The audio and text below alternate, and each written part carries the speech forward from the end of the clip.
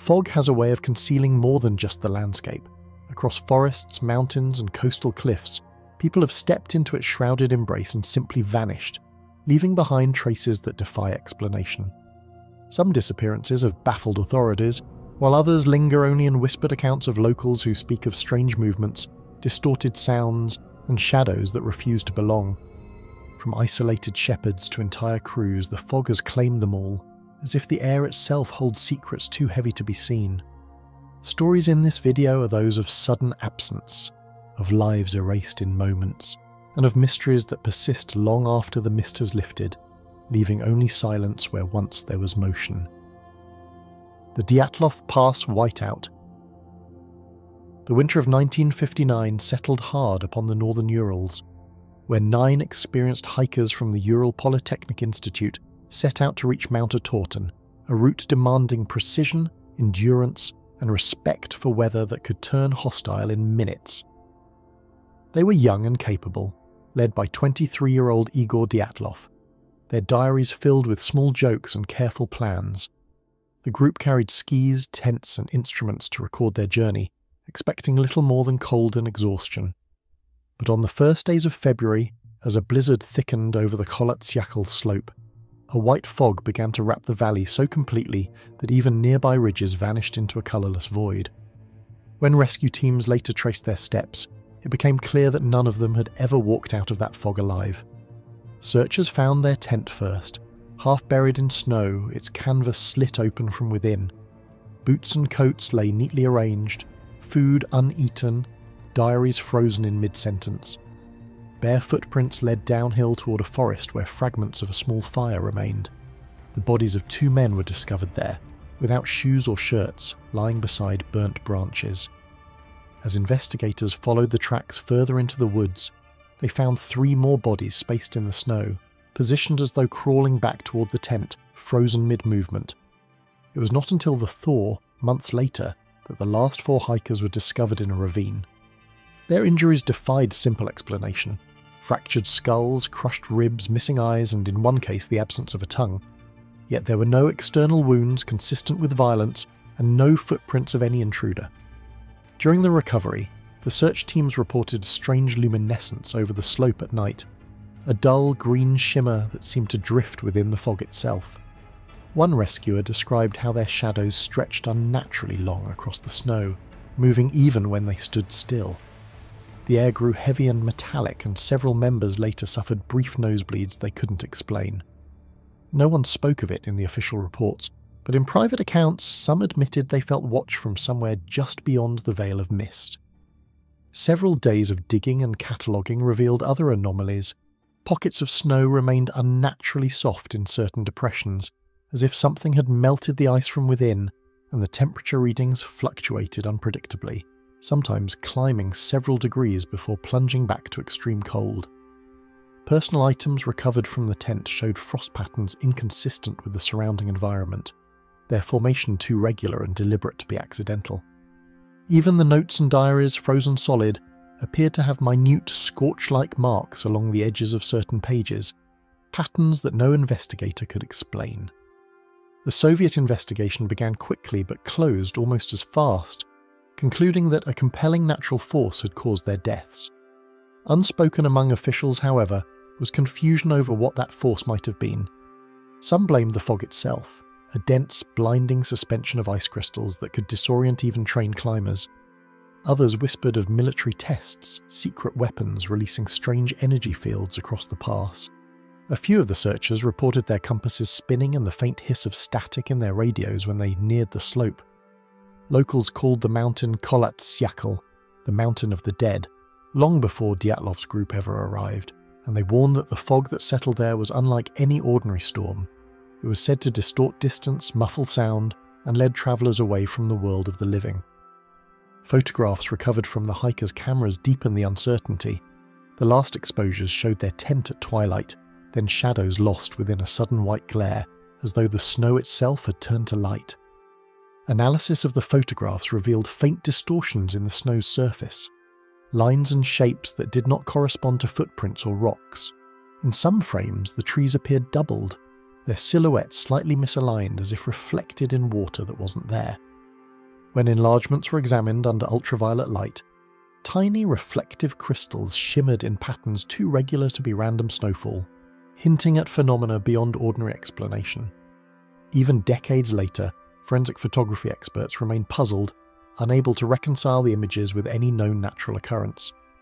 Scientists later tested for radiation and found traces higher than normal on their clothing, yet the findings only widened the divide between explanation and belief.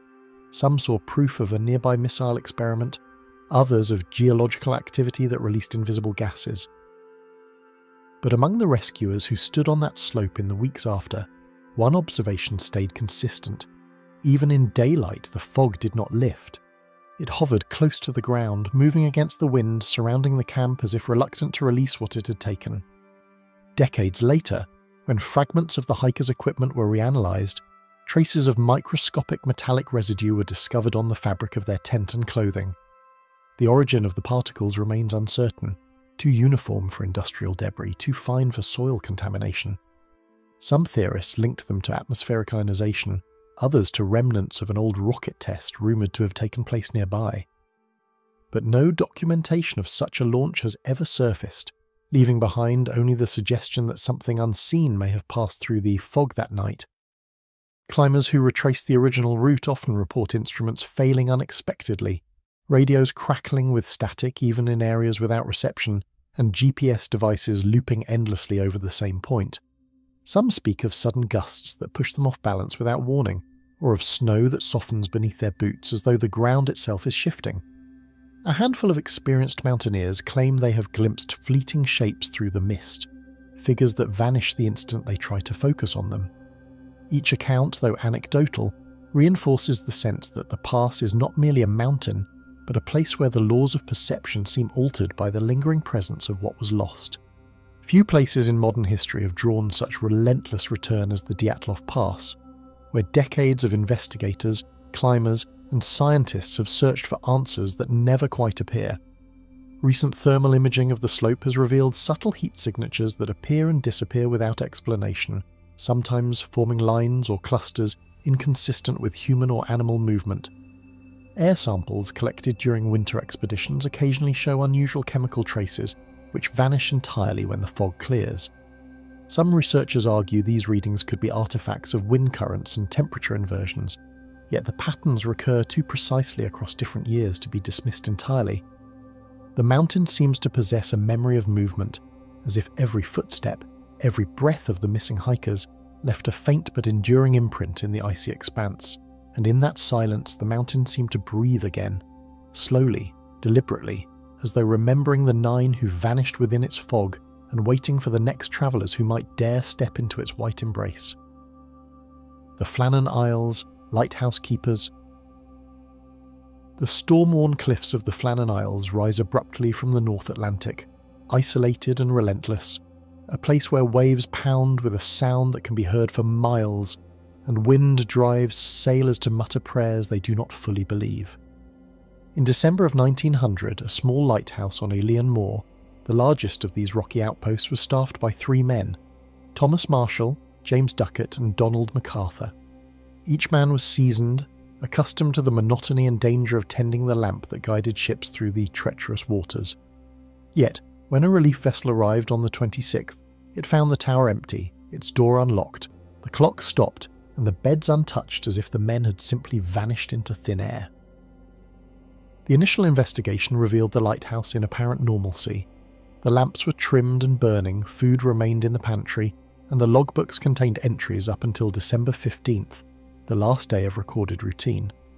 But signs of disturbance were subtle yet unsettling. The equipment for measuring weather had been left carelessly, and a chair had toppled over in the lantern room. More curiously, the entry on December 15th referenced exceptionally violent seas that battered the cliffs and caused waves to break over the landing platform, though no ship had reported the storm at that time. Those who first examined the tower felt a quiet dissonance, as though the lighthouse itself held a secret that refused to be spoken. Rescuers combing the rocky shoreline found no trace of Marshall, Duckett, or MacArthur. The ropes, baskets, and ladders used to ferry supplies between the island and the mainland were untouched, and the only signs of the ocean's fury were distant foamy swells. One account from the relief keeper noted that the island seemed unnaturally silent, even given the raging winter wind. Seabirds circled above in tight, spiraling formations, refusing to land. No footprints marked the snow or rock, and the scent of smoke from the lanterns had vanished, leaving only the brine-laden air. The isolation of the Flannans was no mystery, yet the absence of these three men amid routine operations made the place feel suddenly alive with something unseen. Speculation turned quickly to the weather. The December seas were notoriously violent, and contemporary theories suggested that a rogue wave or sudden squall could have swept the men off the island while performing duties outside the tower. Yet the lighthouse was positioned above the highest cliffs, and the men's logbooks made no mention of abandoning the lamp or securing the premises for an impending storm. The lack of any personal effects on the rocks or shoreline further deepened the mystery. If the ocean had claimed them, it did so without leaving a single indication, a fact that baffled authorities and fueled whispers among maritime circles. Investigators also noted small, inexplicable details that resisted easy explanation. A chair inside the lantern room bore a series of scratches, as if it had been dragged across the floor with unusual force. The windows of the tower showed faint streaks of seawater far above the levels of normal waves. Tools were missing from their usual places, though not enough to suggest theft, and a Bible left open on the keeper's desk had pages fluttering as if disturbed by an unseen hand. Each fragment of evidence suggested a moment of hurried, perhaps fearful, activity, yet no human presence was ever recorded again on the island. Letters written by Thomas Marshall to his sister months before the disappearance hinted at unease about the lighthouse, though he never described anything specific.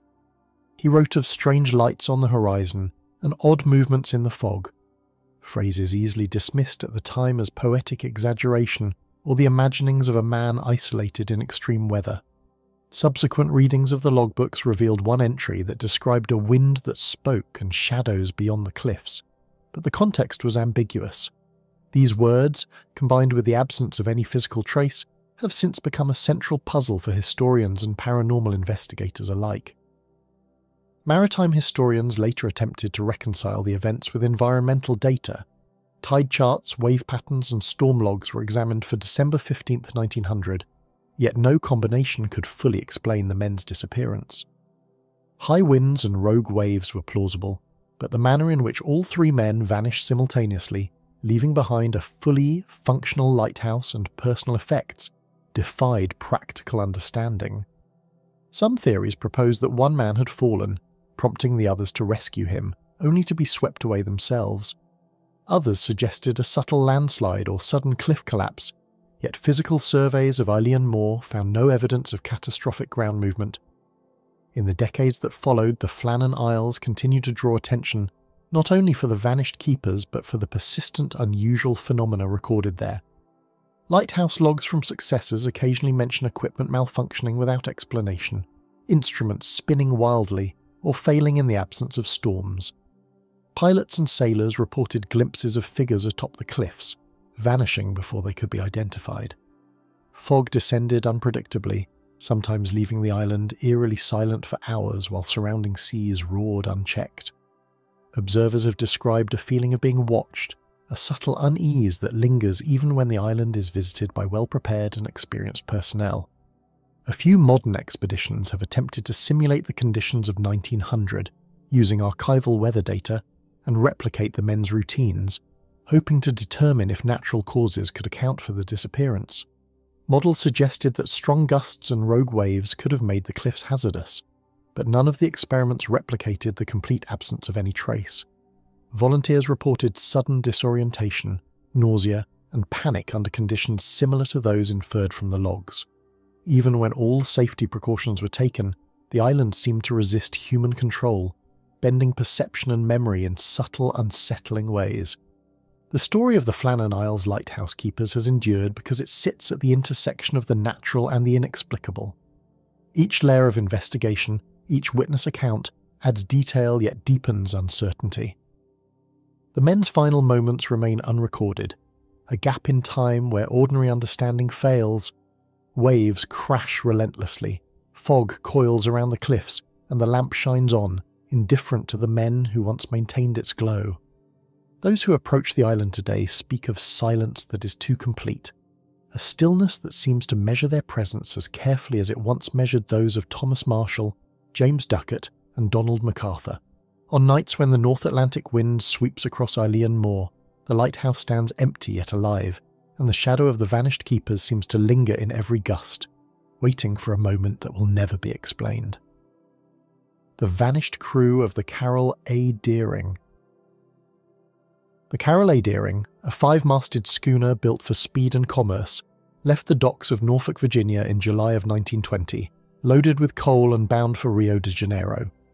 Its journey began without incident, the crew of 22 accustomed to long stretches at sea and the predictable rhythms of sail and wind. Yet in the months that followed, the vessel became the subject of one of the most baffling maritime disappearances in American history. When it was found abandoned off Cape Hatteras in January of 1921, the ship was intact, her sails set, the cargo secure, but no trace of her crew remained. The first sighting of the Deering by other vessels reported nothing unusual, just a schooner on course, rolling with the Gulf Stream, her colours crisp against the grey winter horizon. By the time the Coast Guard approached, the initial impression of normalcy was shattered.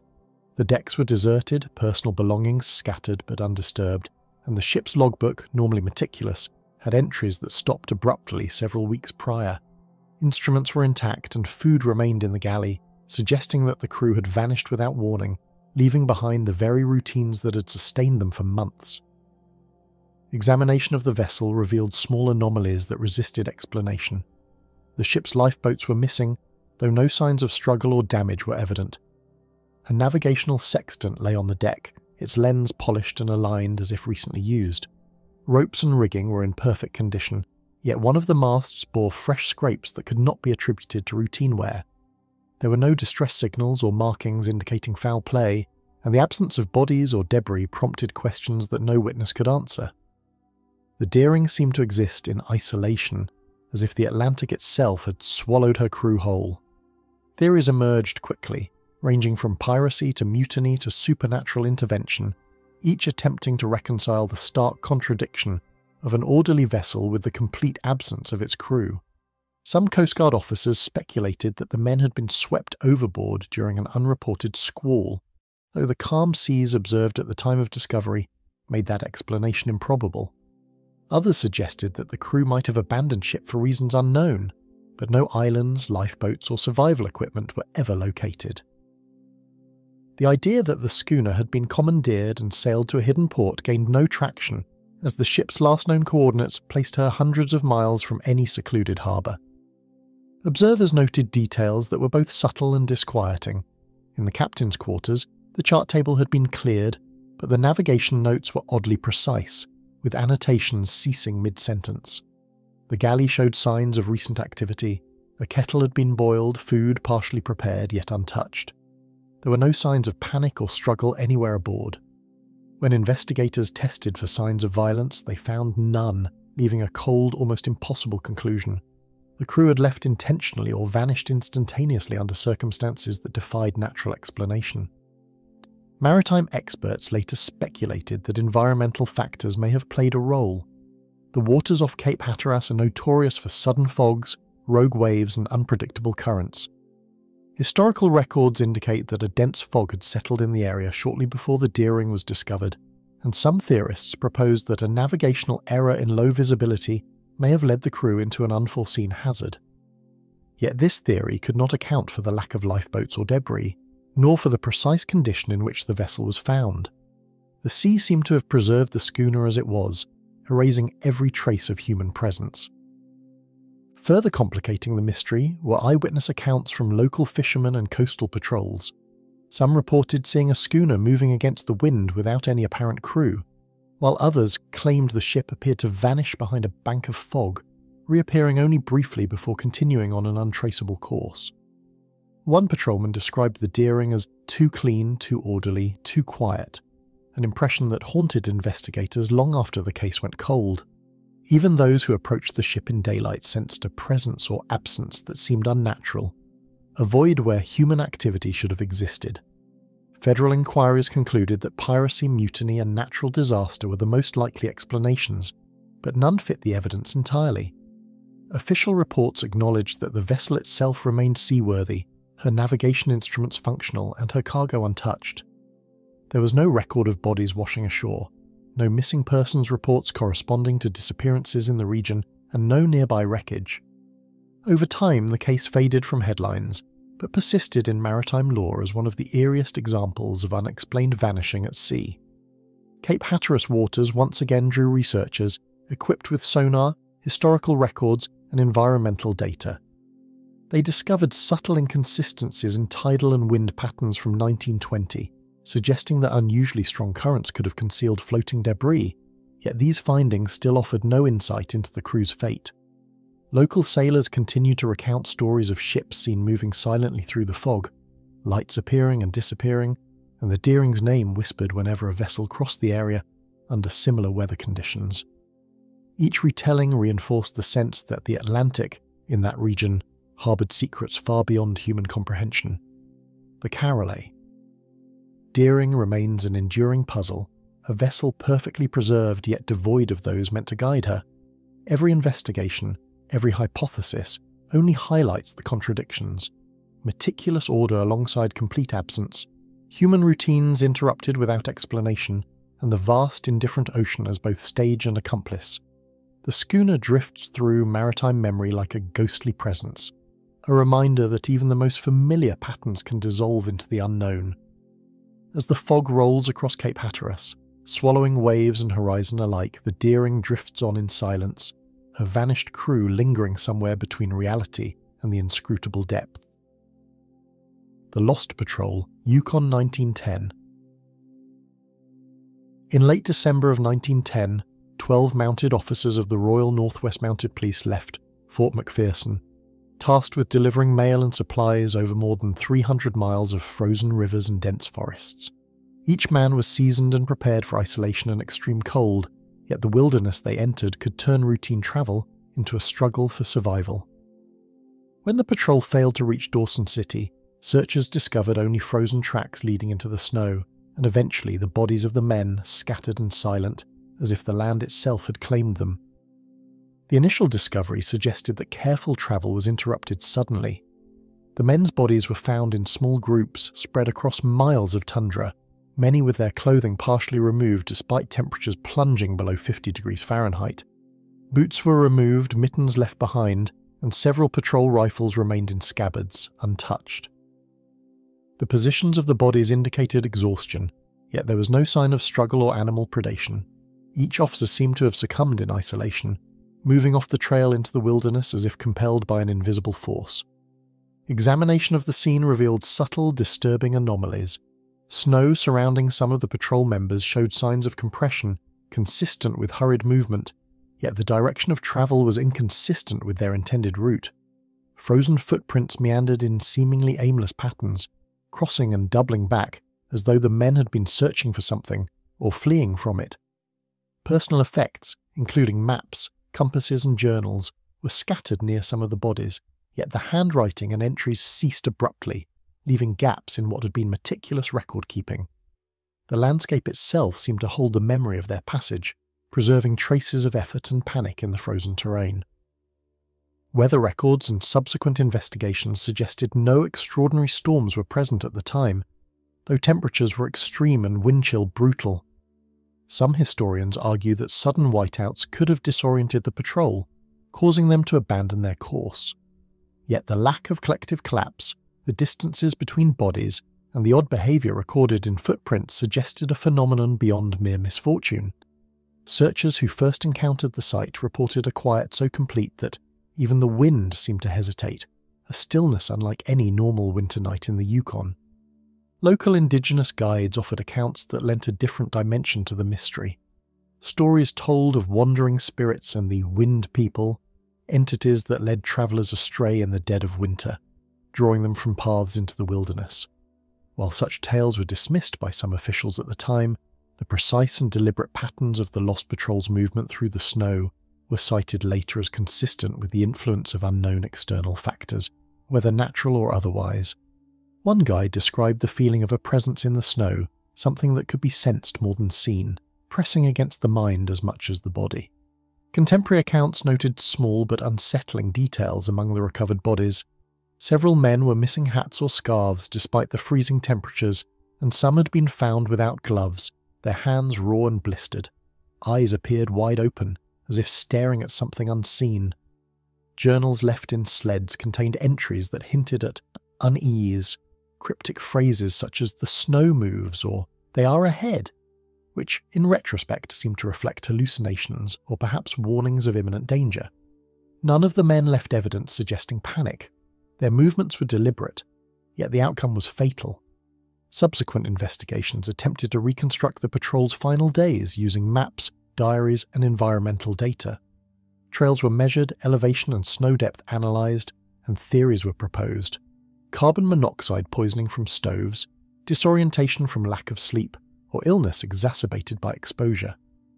None of these fully accounted for the anomalies. Bodies positioned apart yet converging on a general location, footprints that looped inexplicably, and equipment left behind in manners inconsistent with survival instinct. Researchers noted that the frozen landscape could preserve tiny details for months, yet nothing in the recovered evidence offered closure, only more questions. Eyewitness reports from subsequent expeditions and passing trappers introduced further enigma.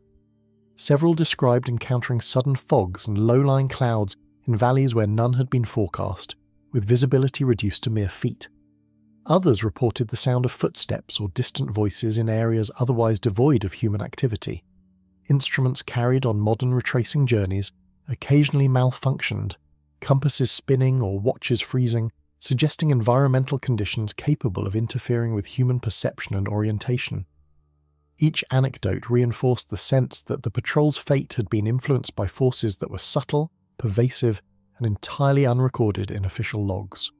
The story of the Lost Patrol endures not only because of the tragic deaths of experienced officers, but because it highlights the vulnerability of humans to isolation and extreme conditions. Every attempt to explain the events of 1910 uncovers further ambiguities: the absence of panic alongside evidence of desperate movement, the interplay of environmental hazards with unknown factors, and the endurance of traces in snow that seemed almost conscious of their passing. Modern historians, explorers, and survival experts continue to revisit the Yukon trails, each drawn by the same questions that have haunted investigators for over a century. Across the frozen expanse, where wind whispers through silent pines and snow drifts without end, the Lost Patrol's steps remain frozen in time, a haunting echo of men who vanished into white oblivion and were never seen again. The Ghost Flyers of Mount Erebus. Passengers aboard Flight TE 901 settled into their seats, unaware that the course they followed over Antarctica would become etched in infamy. As the plane approached Mount Erebus in November 1979, instruments flickered inexplicably, and the pilots noted subtle shifts in altitude that seemed impossible to account for. Moments later, the aircraft struck the side of the volcano, leaving 257 dead and a landscape strewn with wreckage. Yet, in the years that followed, pilots and researchers reported seeing phantom planes moving along the same paths, echoing the doomed flight with impossible precision, vanishing as suddenly as they appeared. The mountain itself seemed almost alive to those who observed it from the air. Pilots described sudden gusts that appeared localized to particular slopes, and dense fogs that seemed to form and dissipate without warning. Radar technicians noted brief, unexplained blips as aircraft approached, often vanishing just as quickly as they appeared. Witnesses reported seeing faint silhouettes moving against the volcanic glow, as if figures were walking or flying through the mist, echoing the doomed craft's trajectory in impossible synchrony. These observations were never recorded in official reports, dismissed as optical illusions or atmospheric anomalies, yet the consistency of accounts over the years kept the story alive in aviation circles. Recovery teams found the wreckage scattered across a broad swath of ice and ash, some fragments buried under snow, others perched on rocky outcrops far from the main crash site.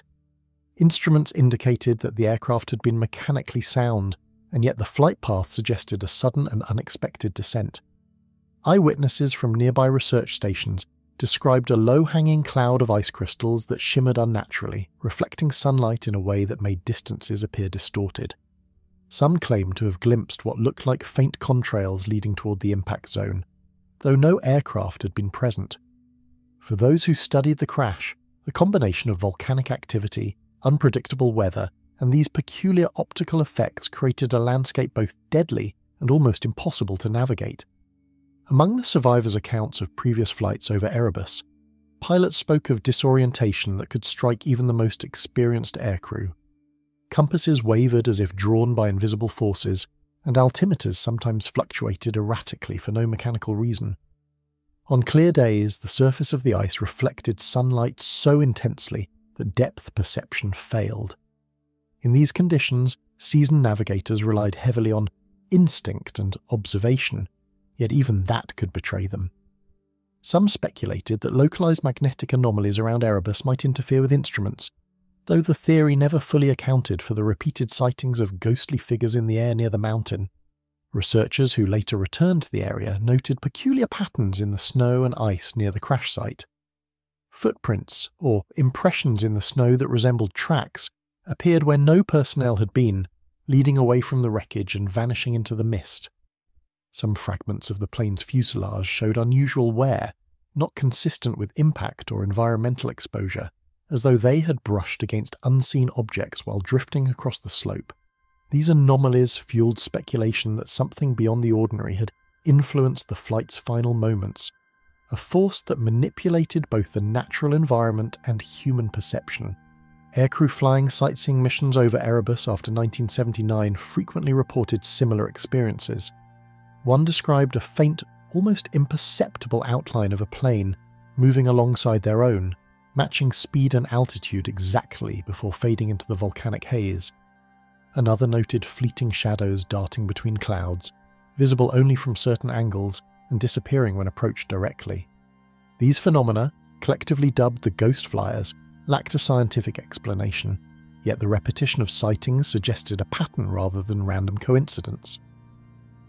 Pilots who shared their observations informally often did so cautiously, aware that skepticism ran deep in aviation authorities. The region's volcanic activity complicated every investigation. Mount Erebus continuously emitted gas and ash, forming sudden plumes that could obscure visibility entirely and alter local atmospheric conditions. Thermal currents rose from fissures, creating turbulence that sometimes pushed small aircraft off course. Yet the reports of ghostly planes and figures persisted even during calm weather, implying that what people saw was not entirely explained by wind or ash. Photographs and radar data captured during later flights occasionally recorded anomalies, shapes that resembled aircraft, briefly visible before dissolving into mist, adding to the enigma surrounding the mountain's airspace. For decades, the ghost flyers remained a subject of whispered fascination among Antarctic researchers and pilots. Studies in geomagnetic fields, optical refraction, and weather patterns offered potential explanations for the sightings, yet none reconciled all the observations. The phenomenon seemed to exist at the intersection of natural hazard and unexplainable anomaly, a place where logic collided with perception. Scientists speculated about psychological factors, shared hallucinations among flight crews, or rare combinations of sunlight, ice, and volcanic steam creating optical illusions. Still, those who flew over Erebus consistently attested to the sense of presence, something watching, moving, and echoing past tragedies. Mount Erebus continues to loom over the Ross Sea, its slopes both feared and revered.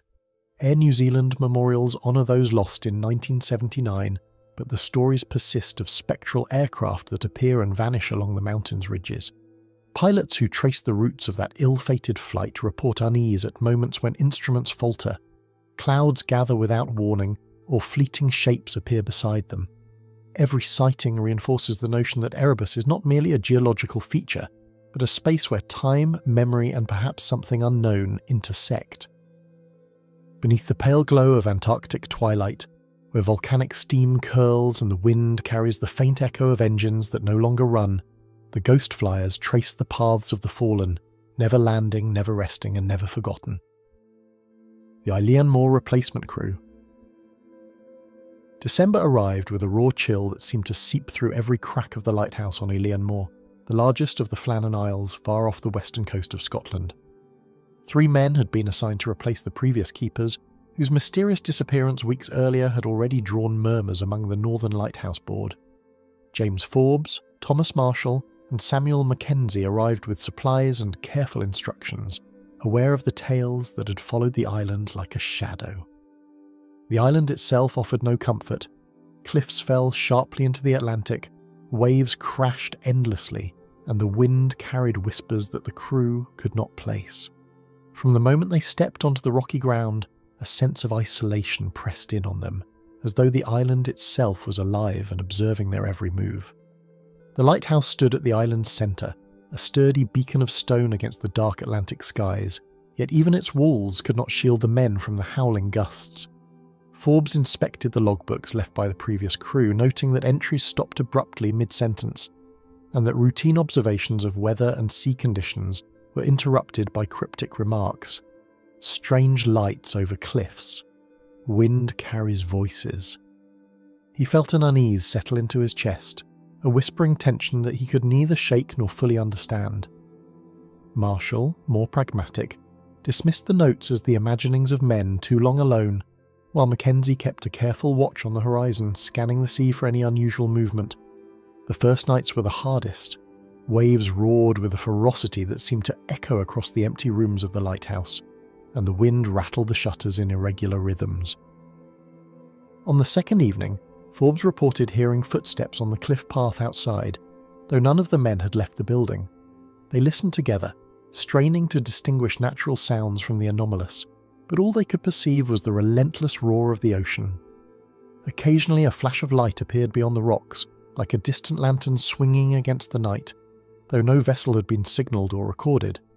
Sleep became tentative, each creak and groan of the lighthouse filling their minds with the shadows of the vanished crew. By the fifth day, the men began to feel the island's isolation as a tangible force. Supplies were secure, and the weather permitted no immediate danger, yet unease grew heavier with each passing hour. Forbes noted that instruments for tracking the tides and wind direction began malfunctioning intermittently, dials swinging wildly before returning to normal. Marshall attempted to maintain routine, performing his rounds and recording observations, but the steady rhythm of duty could not erase the subtle distortions that seemed to warp time on the island. Even Mackenzie, the most vigilant, reported fleeting sensations of movement just outside the corner of his vision, as if shadows themselves were circling, keeping pace with the men. One morning they found a single boot lying on the rocks near the edge of the cliffs. It bore no signs of struggle or damage and seemed impossibly out of place. Forbes bent to examine it, noting its pristine condition despite the harsh elements, and a cold realization washed over them. The previous crew's disappearance might have left echoes that the island retained. Their conversations grew quieter, eyes darting toward the horizon as if expecting to glimpse figures emerging from the mist. Even the gulls, normally boisterous, seemed to maintain a respectful distance, their cries muted by the wind. Communication with the mainland was sporadic, as storm clouds and shifting currents disrupted radio signals. On one attempt, static filled the airwaves, broken only by a faint whisper that none of the men recognized. They exchanged uneasy glances, wondering whether the voice had been a trick of the storm or a remnant of something from the vanished crew. The lighthouse's beacon, meant to guide ships safely past jagged rocks, now cast long shadows across the island, and those shadows seemed to stretch and move in ways that were impossible to account for. Forbes sketched the phenomenon in his journal, recording shapes that appeared and vanished in the sweep of the lamp's light. By the end of the second week, the men had grown accustomed to the uncertainty, moving carefully through their routines while acknowledging the inexplicable. On a particularly still morning, Forbes noticed that the horizon appeared to shimmer, as if the ocean itself were breathing. Marshall confirmed the distortion, noting that the distant waves seemed to ripple in patterns that did not match the wind or tide. Even Mackenzie, sceptical by nature, could not deny the strangeness of the observation. It was as if the island itself were a lens, bending perception and erasing the boundary between reality and the unknown. When the relief crew arrived to rotate them out, Forbes, Marshall and Mackenzie were found to be in good health, but profoundly changed. Their journals spoke of unease, fleeting lights, and the sensation of being followed, though no evidence beyond their entries supported these claims. They never explained fully what they had experienced, leaving only fragments of observation, sketches, and a lingering tension in the lighthouse's empty halls. Those who later returned noted that the light continued to sweep the cliffs in silence, and that the island retained a strange quality, as though the previous events had left a permanent mark on its stone and sky. The Flannan Isles remain a place where the ordinary rules of time and perception seem to bend, and the lighthouse stands sentinel over cliffs that have claimed more than one crew, keeping secrets in the wind that will never speak aloud. The missing children of Sandringham. The village of Sandringham carried the quiet weight of centuries, its cottages huddled close along winding lanes, and the estate looming nearby, a reminder of wealth and order that seemed impervious to the passing seasons. Yet, in the spring of 1924, the serenity was shattered when 3 children vanished without a trace, leaving the community in shock and the police grasping for answers. Albert and Margaret Hensley's twins, Elsie and Harold, and their cousin young Beatrice Langford, had been playing near the edge of the woods at dusk, a routine afternoon that ended abruptly when no one returned them to their homes. Their last known laughter lingered in the air, a fragile echo soon replaced by panic and frantic searching. Search parties scoured the fields and surrounding forest, calling names into the chill evening air, but only silence responded. Footprints led partway into the undergrowth and then disappeared as if the earth had swallowed them whole. Families combed the lanes, interrogating neighbours and servants, yet each account yielded nothing concrete, only a mounting sense that the children had walked, or been led, into an invisible space beyond ordinary understanding. Witnesses described fleeting glimpses of small figures vanishing between trees, indistinct and ephemeral, like shadows at the edge of perception. Several searchers reported that their compasses spun erratically when approaching the woods, and watchers would occasionally stop or skip hours, as if time itself bent around the area where the children disappeared. Lanterns carried into the forest sometimes dimmed without cause, or flickered in patterns that resembled waving hands. Some who investigated noticed subtle impressions in the moss and undergrowth, tiny depressions in irregular formations, suggesting movement that could not be traced to any human or animal. These anomalies deepen the mystery, implying that forces beyond ordinary understanding might have interfered with the children's path. Authorities combed the estate itself for clues. Rooms were meticulously searched, cupboards overturned, and pathways examined, but no evidence suggested entry by strangers or mischief within the household. Even toys and personal belongings remained undisturbed, leaving a chilling impression that the children had simply stepped from the known world into another. Local lore, whispered from the kitchens to the village pub, spoke of ancient forest spirits and wandering lights that lured children away, though officials dismissed such tales as superstition. Yet the reports persisted, lanterns flickering in places where no one should have been, sudden chills on windless nights, and fleeting impressions of movement in the branches, just beyond the corner of the eye. The police expanded their search beyond Sandringham, enlisting neighbouring villages and even nearby towns. Tracks were followed along meadows, into ditches, and toward the riverbanks, but every trail ended in nothing, as though the children had vanished into the air itself.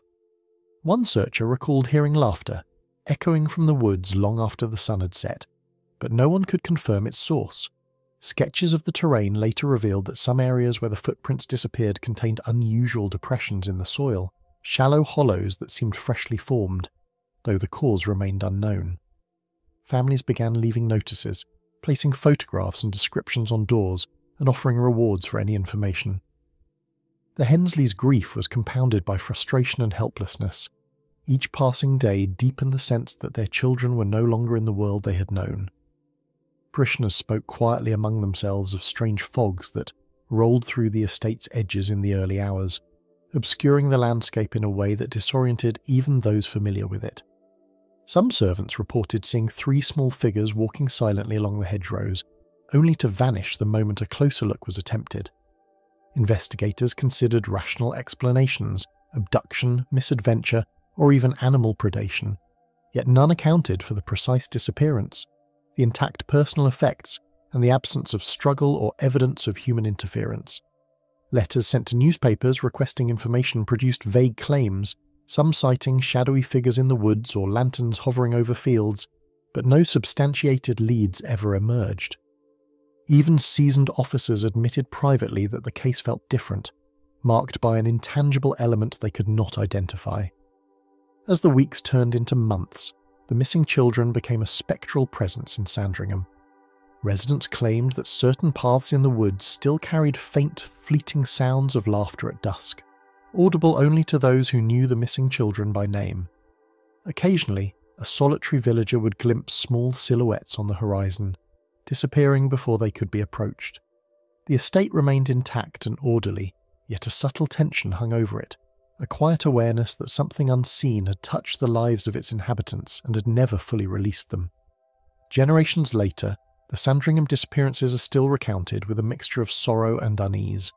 The photographs of Elsie, Harold and Beatrice are preserved in local archives, the only tangible reminder of lives interrupted. Stories of wandering lights, fleeting figures and vanished laughter continue to surface, suggesting that whatever took the children left behind a trace beyond the reach of logic or law. When twilight drapes the estate in shadow, and fog creeps along the hedgerows while the wind threads whispers through the trees, the children's absence lingers as a question the world has yet to answer. The Lake Anjikuni mystery. In the remote stretches of northern Canada, winter could arrive without warning, draping the forests and frozen lakes in silence so deep it felt unnatural. At the edge of Lake Anjikuni, a small Inuit settlement once thrived, its people living in harmony with the land and accustomed to isolation. But in late 1930, that balance was shattered when a trapper passing through the region made a discovery that would baffle authorities for decades. The entire village appeared to have vanished overnight. Husbands, wives, children and elders, all gone, leaving behind hearths still warm, dogs unfed, and belongings in perfect order. The sight of empty homes, smoke curling from unlit chimneys, conveyed a story of sudden absence that no one could explain. The trapper, Joe LaBelle, initially believed the villagers had moved temporarily, perhaps to hunt or gather supplies. Yet as he searched the surrounding area, the signs of life were conspicuously absent. Food caches were untouched, sleds rested where they had been left, and tools lay scattered as if their owners had simply stepped away for a moment and never returned. Even the dogs, known for their loyalty, were found starving and restless near the huts, suggesting that whatever had taken the villagers occurred abruptly. The trapper reported a chill that went beyond the winter air, a sense that the forest itself was holding its breath. Investigators who arrived in the days that followed found no footprints or tracks leading from the village, despite heavy snowfall in the preceding nights. Snowshoes, dogs' tracks, and even wind-carved patterns gave no hint of movement away from the settlement. Tents and cabins were undisturbed, cooking fires cold but intact, and sled dogs tied outside remained in place. A blanket of unease settled over those who witnessed the scene. Something had removed an entire population without leaving a trace, a feat that defied logic and every known natural phenomenon. Nearby, the frozen lake offered no clues. Surface ice was solid and unbroken, the surrounding woods deep and silent, and no signs of struggle or displacement were evident.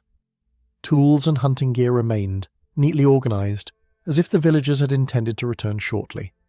Among the few oddities noted, a few sleds were found turned on their sides, and personal items such as clothing and small household utensils were left scattered in patterns that appeared deliberate yet inexplicable. Each observation suggested a sudden departure or disappearance, yet there was no rational explanation for the absence of people in an area where travel, however difficult, would always leave evidence. Word of the vanished settlement spread quickly, drawing journalists and officials from as far as Ottawa. Their reports described a haunting stillness, punctuated only by the wind through the pines and the occasional cry of a distant animal. Local guides told investigators that such phenomena had been hinted at in Inuit oral history, tales of mysterious forces that could sweep through communities, taking people without warning and leaving no evidence behind. These stories were often dismissed by outsiders, yet the evidence at Lake Anjikuni forced even sceptical officials to pause. The disappearance seemed to intersect with forces beyond ordinary comprehension, straddling the line between folklore and the unexplained. Those who explored the abandoned homes reported objects arranged in ways that defied explanation. Bowls of food remained untouched on tables, coats and mittens hung neatly by the door, and hearthstones glowed faintly as if recently extinguished. One investigator noted that some cabins had personal items placed in meticulous order, suggesting that whoever, or whatever, was responsible had acted with a strange, deliberate intelligence. Snow outside the village showed no sign of departure, no paths or tracks, as though the occupants had vanished into thin air. Even sled dogs seemed confused, pacing and whining in the absence of their caretakers. As the decades passed, theories emerged attempting to rationalize the disappearance. Some proposed that a sudden migration had occurred due to famine or disease, though these explanations conflicted with the evidence of abundant food and healthy villagers. Others speculated about abduction or paranormal forces, citing local legends of spirits capable of removing people from their homes. Yet none of these hypotheses fully accounted for the complete absence of tracks, the untouched belongings, and the dog's behavior. Each investigation left behind more questions than answers, deepening the sense of a mystery that stretched beyond human understanding. Occasional follow-up expeditions returned to the area, searching for remnants of the settlement or signs of life that might explain the vanishing. Nothing was found. Modern researchers noted that while harsh winters and remote geography could explain some of the difficulties in travel or survival, they could not account for the sudden, complete disappearance of an entire village, nor for the lack of any disturbance to the environment. Every element of the case suggested a careful, deliberate removal rather than an accidental or natural cause. Lake Anjikuni remains a place of quiet menace in the north, its still waters reflecting the vast wilderness around it. Locals continue to whisper about the vanished villagers, warning travellers to respect the area and its history. The settlement is gone, yet the story persists, a reminder that even in the most remote corners of the world, ordinary life can be disrupted by forces beyond comprehension. Amid snow-covered cabins and deserted pathways, the absence of the villagers endures, leaving the forest and lake as guardians of a disappearance that has never been explained. The Vanished Fishermen of Truro Bay. The morning mist rolled over Truro Bay like a shroud, swallowing the horizon and muffling the rhythmic lapping of the waves. Local fishermen, accustomed to the unpredictable tides of the Cornish coast, often set out at dawn, reading wind and current as if the sea spoke to them directly. On a crisp morning in late October 1888, 5 men from the village of Perranporth launched their small boats into the fog, expecting little more than a day of hauling nets and catching herring. They were seasoned, familiar with every sandbar and rocky outcrop along the bay, yet by nightfall, all 5 had vanished without a trace. The empty boats returned to shore, their nets still brimming with fish, and the men's belongings neatly stacked on the docks as if they had never gone. Locals were first to notice the anomaly, raising an alarm when no voices or movements came from the boats. Families and neighbours searched the shoreline, scanning the grey expanse for signs of life. Footprints led only as far as the tide-washed sand, abruptly ending where the sea began to churn under the fog. There were no overturned vessels, no signs of struggle, no floating debris to suggest disaster. Only the gentle rocking of the abandoned boats remained, an eerie testament to the suddenness of the disappearance. Authorities arrived from Truro the following day, bringing small search parties to patrol the bay and surrounding cliffs. They combed the waters with rowboats, checking coves, inlets and hidden channels, yet found nothing. All 5 men had seemingly evaporated, leaving only the boats and equipment intact. One officer reported a strange calm in the air, a sensation of time slowing as if the fog itself resisted intrusion.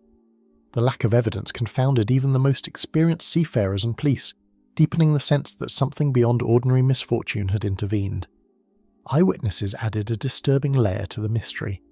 A lighthouse keeper stationed at Godrevy Rock reported faint lights bobbing in the fog hours after the men's departure, resembling lanterns on small boats moving against the wind. Another villager claimed to hear distant laughter and shouting, but when he rowed toward the sound, only dense, undisturbed fog met him. These accounts, though inconsistent, hinted at movement where none should have existed, leaving the townspeople divided between fear, disbelief, and superstition. A subtle unease accompanied the fog, as if its very presence scrambled direction and distance. Compasses wavered inexplicably, and familiar landmarks seemed to shift or vanish entirely when viewed through the thick haze. Some who ventured into the fog reported sudden chills, a muffling of sound and glimpses of shadowy shapes that disappeared when approached, as if the air itself conspired to conceal what lay within. Even trained sailors felt a compulsion to halt or turn back, unable to trust their instincts or instruments. These unsettling patterns suggested that the fog was not passive, but a dynamic force capable of manipulating perception and isolating those who entered its depths. The fishermen's families were left in torment, their grief compounded by the absence of closure. Clothes and personal items had been left precisely where they belonged, as if the men had stepped into the mist for an instant and were never to return. Nets heavy with fish and rigging left taut on the boats suggested the men had been in the middle of routine work when they disappeared. Even seasoned sailors admitted privately that the bay seemed different afterward, quieter, as though it had absorbed the vanished fishermen into its depths. Newspapers reported the story widely, drawing attention from distant towns and port cities. Speculation ranged from abduction by criminal elements to sudden freak weather events, but none of the proposed explanations matched the physical evidence.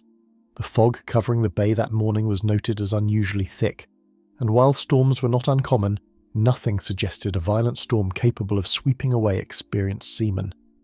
Further investigations revealed no missing persons in nearby coastal areas that could account for the men, deepening the unresolved tension. Years later, those who'd sailed Truro Bay told tales of ghostly lights appearing in the early hours, drifting just above the water, accompanied by the faint sound of rowing or distant shouting. Some claimed to see the silhouettes of small boats moving in perfect synchronization, vanishing when approached. Others spoke of equipment left unattended on docks shaking as if unseen hands were working with it. Though these occurrences were anecdotal, they cemented a local reputation for the bay as a place where reality could be bent, and the ordinary rules of cause and effect no longer seemed reliable. Maritime historians have attempted to reconstruct the events using the available records, but the absence of direct evidence frustrates any definitive explanation. Currents, tides, and wind patterns that morning were studied, yet no combination could account for 5 men vanishing into open water without a trace. Maps of the bay's geography show hidden channels and submerged reefs, but these features offered no clue, as no vessels were found wrecked or grounded. The silence left behind seemed deliberate, a void imprinted upon the landscape and the collective memory of the community. Truro Bay today still carries a quiet unease, particularly on mornings when mist drifts over the water and the horizon blurs into grey. Fishermen remain cautious, wary of venturing too far into the fog, and villagers continue to recount the story of the vanished men. Some say the bay keeps them, holding them suspended between sea and sky, a warning or a secret that the natural world refuses to relinquish. Through the dense fog that swallows Truro Bay, the empty rocking of unattended boats whispers of lives erased, leaving only the faint echo of men who were never seen again. The Boston Fog Walkers. Even in the heart of Boston, known for its cobblestone streets and bustling harbour, a fog could descend with sudden intent, muffling the city and swallowing familiar landmarks. On a cold November morning in 1902, witnesses reported seeing pedestrians walking along the Charles River and the Back Bay district, their forms blurred and distant, yet they never arrived at their intended destinations. Some simply disappeared in the thick, swirling mist, leaving friends and family confused and alarmed. Those who did reappear often behaved oddly, quiet, withdrawn, sometimes disoriented, and with no memory of where they had been. The phenomenon became known among locals as the Fog Walkers, an unsettling and inexplicable presence threading through the cityscape. Residents first noticed the disappearances along familiar commuting paths. Factory workers, students, and shopkeepers would vanish en route to their destinations, often mid-block or at street corners where the fog had grown thickest. Footsteps, once steady, seemed to dissolve into silence. Observers described seeing the figures pause mid-stride, as if hesitating at the edge of perception, before fading entirely. Even in daylight, the fog acted as a veil, making nearby people appear like spectres wandering through another dimension. City authorities struggled to reconcile reports with reality. Police patrolled the streets, checking homes and workplaces for the missing, but each case yielded little evidence. Some victims were eventually found hours later, wandering the streets blocks from where they had disappeared, speaking incoherently or unable to explain their absence. Others were never found, their lives interrupted without a trace. Journalists chronicled the events, noting the eerie consistency. People were lost only within the densest patches of fog, where visibility dropped to a few feet and returned or vanished without any explanation grounded in the natural world. Witness accounts shared peculiar details. Several claimed that the lost individuals moved differently within the fog, their steps slower or more deliberate, as though responding to an unseen rhythm. Dogs and horses reacted strangely too, refusing to enter fog-laden streets, bristling and retreating. One shopkeeper swore he saw a figure disappear while he waved, leaving behind the faint smell of cold river water, though no body of water was nearby. These observations suggested that the fog did more than conceal. It altered perception, behaviour, and perhaps even reality itself within its dense folds. Psychologists and scientists of the era attempted explanations, attributing the events to hysteria, suggestion, or the disorientation of urban fog. Atmospheric studies noted that the November fogs in Boston were unusually dense and laden with fine particulate matter, capable of refracting light and creating optical illusions. Yet these findings fell short of explaining why some people vanished entirely, or why others returned hours later with gaps in memory. Newspapers reported on the growing fear among the populace, describing citizens who refused to leave their homes when fog blanketed the streets, and children kept indoors by anxious parents. Investigators observed that the fog walkers phenomenon was highly localized. Streets just a few blocks away could remain clear, while alleyways and wharves disappeared into a wall of white. Those who entered the fog reported distorted sounds, echoes of conversations that were never heard outside, the creak of a distant cart amplified unnaturally, and the occasional laughter of unseen figures. Clocks sometimes appeared to stop or slow, leaving witnesses disoriented when they emerged. Local law grew quickly, linking the fog to spirits or otherworldly forces that moved silently through the city, harvesting the unwary for reasons no one could understand. Among those missing were notable residents, a young medical student, a postman, and a widow walking to visit family. All were accounted for except a few, whose absence remained permanent, leaving small but profound gaps in the city's fabric. Families would sometimes report faint impressions of a lost relative within the fog days later, fleeting glimpses on empty streets, but these sightings could never be verified. The phenomenon persisted through several years, drawing curiosity and fear alike, and inspired both folklore and scientific inquiry, though conclusive answers were never reached. Over time, patterns emerged. The fog walkers seemed to favour certain zones, typically areas near water, bridges and alleyways where the fog lingered longest. Witnesses described the figures appearing at the edge of perception, walking in silence, sometimes with deliberate gestures or turning as if aware of being observed. Some theorists speculated that the fog acted as a portal or threshold, temporarily drawing individuals into a hidden space overlaid on the familiar streets.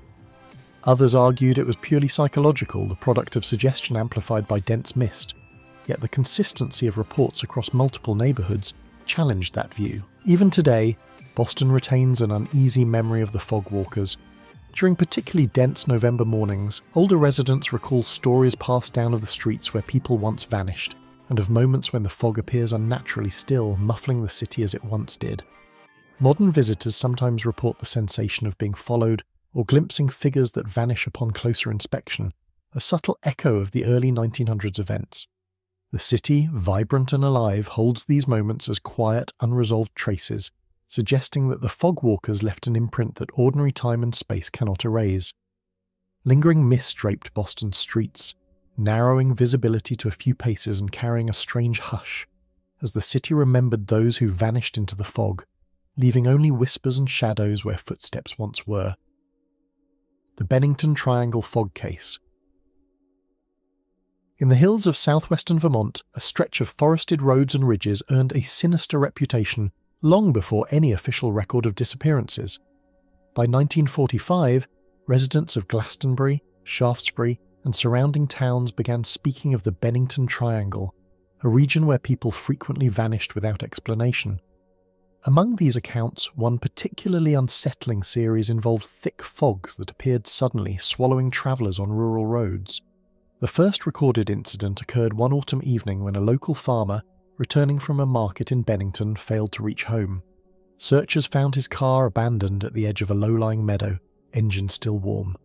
But he was gone, leaving only the faint scent of autumn leaves and cold air. Locals claimed the fog descended without warning, moving against the wind and thickening as if it had intent. Those who attempted to navigate it reported disorientation within moments. Familiar landmarks disappeared, compasses spun, and distant sounds warped and echoed unnaturally. In one case, a couple travelling along Route 9 noted that the fog seemed to extend beyond the road itself, flowing up hillsides and through trees, reducing visibility to near zero. By the time search parties arrived, the travellers had vanished entirely, leaving their car keys and wallets behind. The phenomenon suggested that the fog was more than a natural occurrence. It was as if the mist itself could swallow human presence. Police and rescue teams documented multiple similar incidents over the following decade. Hikers, hunters, and drivers were last seen stepping into thick, soupy air that defied normal meteorological patterns. Each disappearance shared eerie consistencies: items left in place, vehicles abandoned, and footprints ceasing abruptly. Some who survived brief entanglement with the fog reported seeing fleeting shapes at the edge of perception, shadows that moved independently, figures that disappeared when approached, and faint voices that could not be located. Stories circulated that those who wandered too long became caught in a liminal space, invisible to the world but still perceptible through fleeting traces of movement or sound. Families and neighbours often organised searches, combing the area from dawn to dusk, yet their efforts yielded almost no results. Dogs sent to track missing individuals behaved erratically, refusing to enter the thickest patches or returning in circles without scent. One rescuer recalled hearing footsteps behind him as he followed a trail, but each time he turned, only empty fog met his gaze. Investigators noted that the fog seemed to linger long after normal weather conditions would have dissipated it, hovering stubbornly along ridges, following valleys, and filling depressions in the terrain. While scouring the area, they felt the fog subtly react to them, twisting to hide paths or pool in certain places. Some reported a peculiar stillness within the mist, where sounds, voices, footsteps, even the rustle of leaves were muffled or distorted beyond recognition. Compasses and watches often malfunctioned, and even the sun's position seemed unreliable, leaving searchers unsure of direction or time. A few claimed glimpsing shadowy forms at the edges of perception, lingering just beyond the reach of light, vanishing whenever approached. These unsettling experiences lent credence to local tales that the fog was not merely a natural hazard, but a force capable of isolating individuals from the world entirely. The media became fascinated with the so-called Bennington Triangle fogs, documenting cases that stretched from the 1940s into the early 1950s. Newspaper articles described abandoned vehicles, unattended campsites, and hunters who simply vanished into nothingness. While some theorized human foul play or criminal activity, there were no signs of struggle, theft, or violence. Others suggested wild animals or misadventure, yet the consistency of the fog-related disappearances defied explanation. Scientists later examined weather records, noting temperature inversions and localized cloud formation, but these alone could not account for the precise and sudden removal of entire people from their surroundings. Several survivors offered haunting testimonies. A hiker recalled stepping into the fog and seeing the outlines of figures moving against the wind, as though guided by some invisible hand. Another driver recounted an overwhelming sense of being observed, a sensation that intensified as the fog thickened, compelling him to stop his car and wait. These individuals emerged shaken, unable to fully explain the experience or locate what they had glimpsed. Authorities recorded these accounts meticulously, yet no logical pattern emerged to predict when or where the fog would claim its next victim. The Bennington Triangle's old paths drew modern investigators once more, where the topography proved as deceptive as ever. Hills and valleys funneled wind and temperature in ways that could create sudden banks of low-lying mist, yet the peculiar disappearances suggested more than natural meteorology. Some theorists proposed that magnetic anomalies in the region interfered with perception and navigation, perhaps disorienting travellers until they wandered into danger. Others leaned towards more speculative explanations: portals, otherworldly interference, or phenomena linked to the forest itself, a living landscape with its own secret rhythms. A persistent undercurrent of unease lingers along the roads of the Bennington Triangle. Fog can appear with little warning, dense and silent, masking the familiar contours of the hills and hollows. Locals advise caution when travelling at dawn or dusk, speaking in hushed tones of those who stepped into the mist and never returned. Though some vanishings are lost to history and others remain unverified, the legend of the fog persists, woven into the folklore of southwestern Vermont. Low-hanging fog drapes the winding forest roads, narrowing the world to white silence as the hills seem to remember those who were swallowed, still waiting for the next footsteps to vanish. The Hestelin Lights disappearance. Long known to locals, Hestelin's narrow valley is a place where strange lights are seen drifting silently, hovering over snow-covered forests and following the river below. By the late 1980s, these phenomena had become a local curiosity, documented in photographs, journal entries, and reports from the small population of the region. But one night in February 1988, the usual fascination turned to alarm when a group of hikers disappeared while pursuing the lights. 3 experienced mountaineers known for their knowledge of winter navigation and survival had set out with cameras and notebooks, hoping to observe the phenomena firsthand. They were never seen again. Witnesses in nearby cabins recalled seeing faint glows above the treetops that evening, moving in patterns too deliberate to be misidentified as lanterns or reflections. The hikers had been enthusiastic about tracking the lights, communicating their route by radio, and sharing coordinates for where they expected to observe them. Yet after a few hours, contact ceased abruptly. When search teams arrived at the valley, they found footprints leading toward the lights, stopping suddenly on a snow-covered slope. No traces of struggle, equipment, or human remains were ever recovered. It was as though the hikers had been erased from the landscape entirely. The local police catalogued the disappearance as mysterious but unprovable. Weather conditions had been clear, with temperatures cold but within normal limits for the season, and the moon provided partial illumination. Yet the lights themselves, which had attracted the hikers, were unlike any known atmospheric or electrical phenomenon. They glowed red, yellow, and green, sometimes pulsating or splitting into multiple orbs, moving with sudden accelerations that defied conventional understanding. Residents who had observed them described a sense of sentience in the lights, as if they were aware of human observers and capable of drawing them in. Search parties scoured the valley for days, combing the forest floor and riverbanks, but discovered nothing. Dogs brought along to track scents returned confused, circling endlessly, or refusing to continue. Investigators noted that the footprints found in the snow ended abruptly, without evidence of continuation, suggesting that the hikers had not simply wandered off or fallen. Equipment left behind in nearby cabins, their last radios, extra clothing, and climbing tools remained untouched, implying that the disappearance occurred far from any natural shelter. Eyewitness accounts deepened the enigma. One local hunter recalled seeing a soft white light hovering over the trees, illuminating the snow in such a way that shadows moved independently of any visible object. Another described a series of red orbs that seemed to approach and then retreat, as if aware of his presence. Scientists who later examined these reports noted unusual electromagnetic readings in the valley, suggesting that the lights produced or influenced localized energy fields. Though such readings were measurable, they offered no explanation for the complete disappearance of the hikers or for the sudden cessation of their radio signals. Folklore among the Hestelin inhabitants is intertwined with the modern mystery. Elders spoke of sky spirits, beings that roamed the mountains in winter, luring travellers into the wilderness with a hypnotic glow. While such tales were often dismissed by outsiders, the sudden vanishing of experienced mountaineers lent a new urgency to the stories. The valley, narrow and shadowed, seemed to amplify the sensation that the hikers had been drawn away from ordinary reality, taken by forces beyond comprehension. Subsequent scientific expeditions returned to Hestelin to document the lights using cameras, radar, and electromagnetic sensors. Researchers captured images of orbs hovering and splitting, and some reported instruments malfunctioning in proximity to the lights. The phenomena could not be replicated in laboratories, nor could their movement patterns be fully explained by known physics.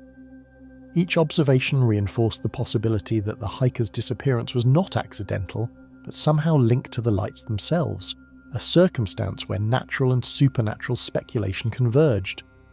During these expeditions, the lights seemed to provoke strange physical sensations in some observers. Compasses would spin erratically, cameras overheated despite cold air, and some researchers felt sudden vertigo or intense disorientation when approaching certain orbs.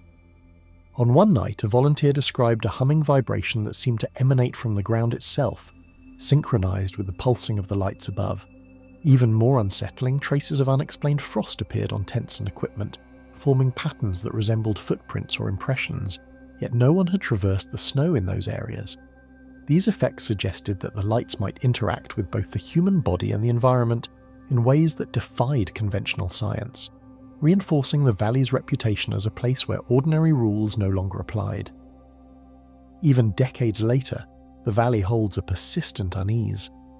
Those who hike near the original disappearance site speak of shadows moving against the glow of snow and occasional flickers of light in patterns that mimic human movement.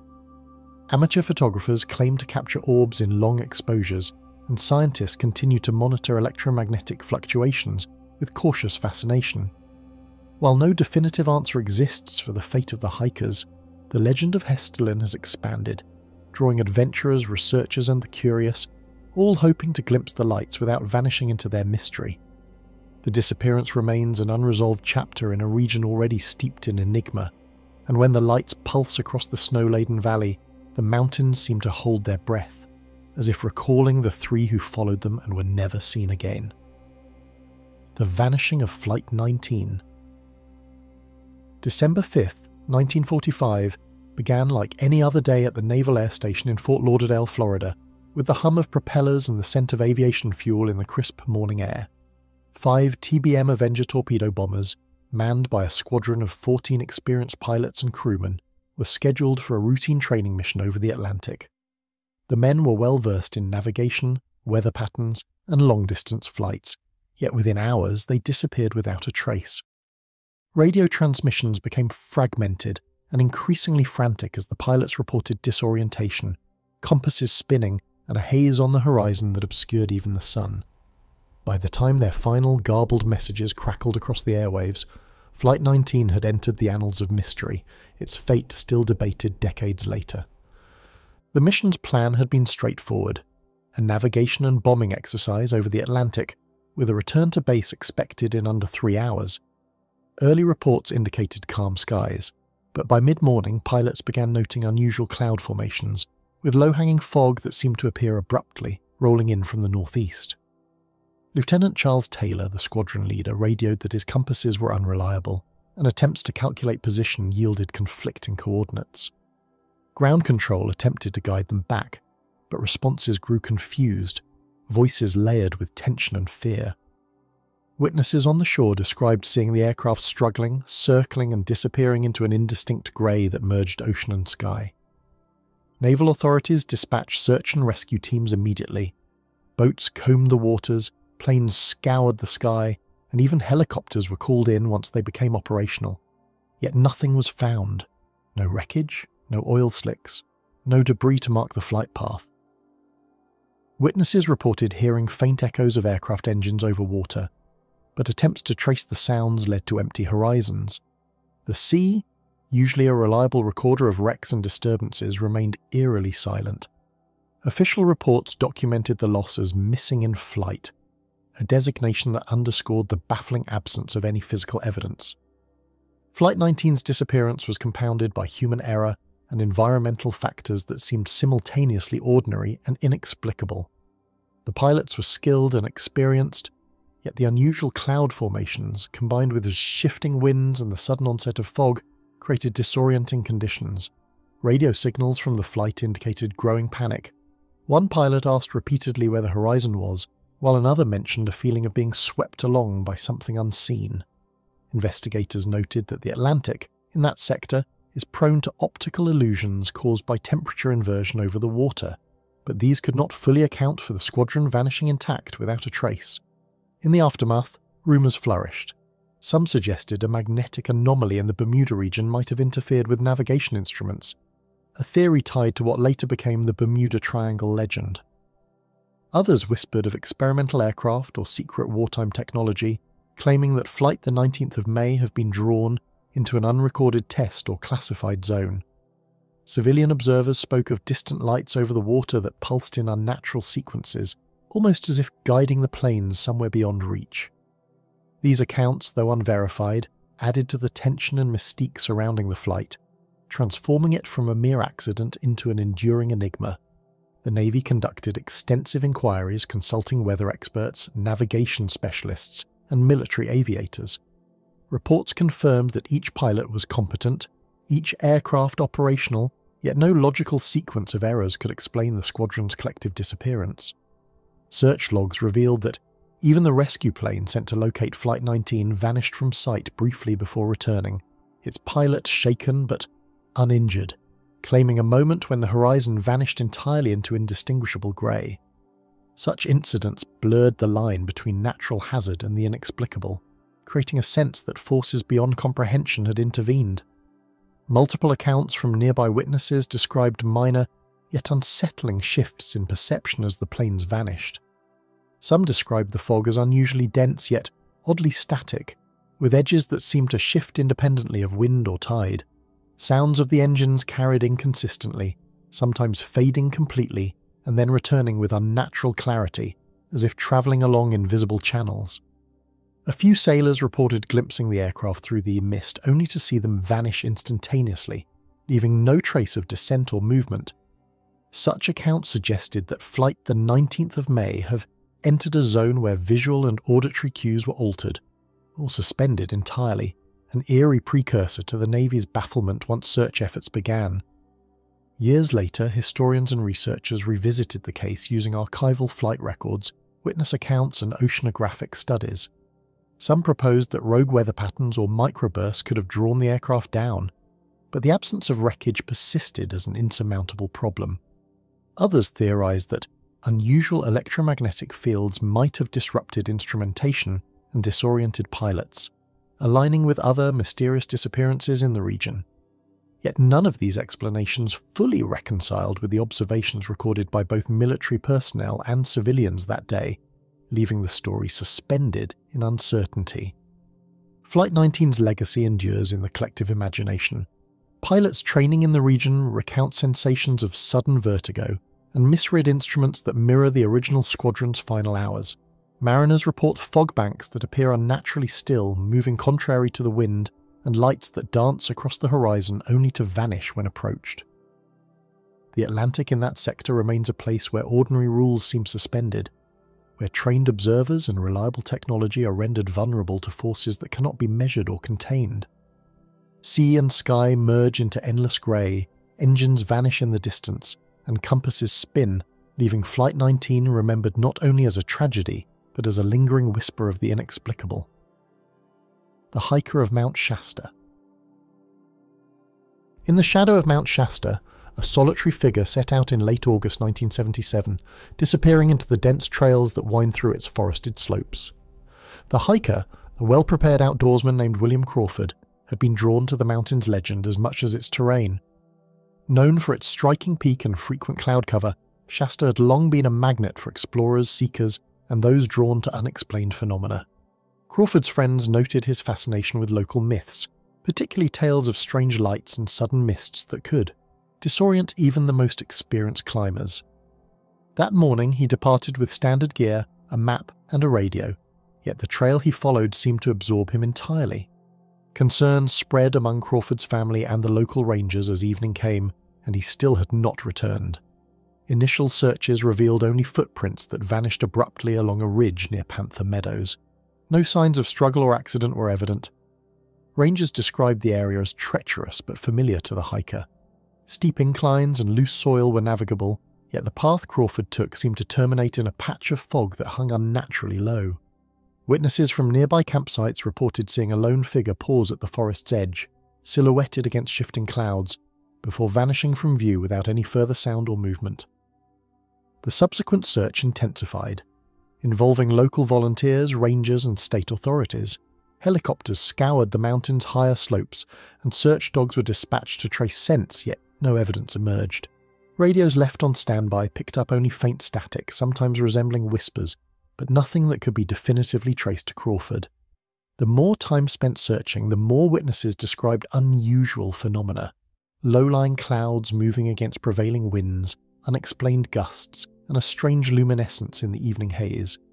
Each observation hinted that the mountain's natural conditions were not the only forces at play. Crawford's disappearance quickly attracted attention among those who studied Mount Shasta's oddities. Locals recounted similar accounts of hikers and seekers who had entered dense mist only to reappear days later, or never at all. Some reported hearing ethereal sounds in the forest, the faint echo of footsteps, indistinct voices, or the rustle of movement where none could exist. Others claimed to have glimpsed glowing shapes drifting among the trees, vanishing when approached. These narratives, while anecdotal, formed a pattern that distinguished Mount Shasta from other wilderness areas, suggesting that certain parts of the mountain seemed to operate by rules beyond ordinary comprehension. Authorities investigated environmental explanations. Dense fog, sudden weather shifts, and unstable terrain were considered primary factors.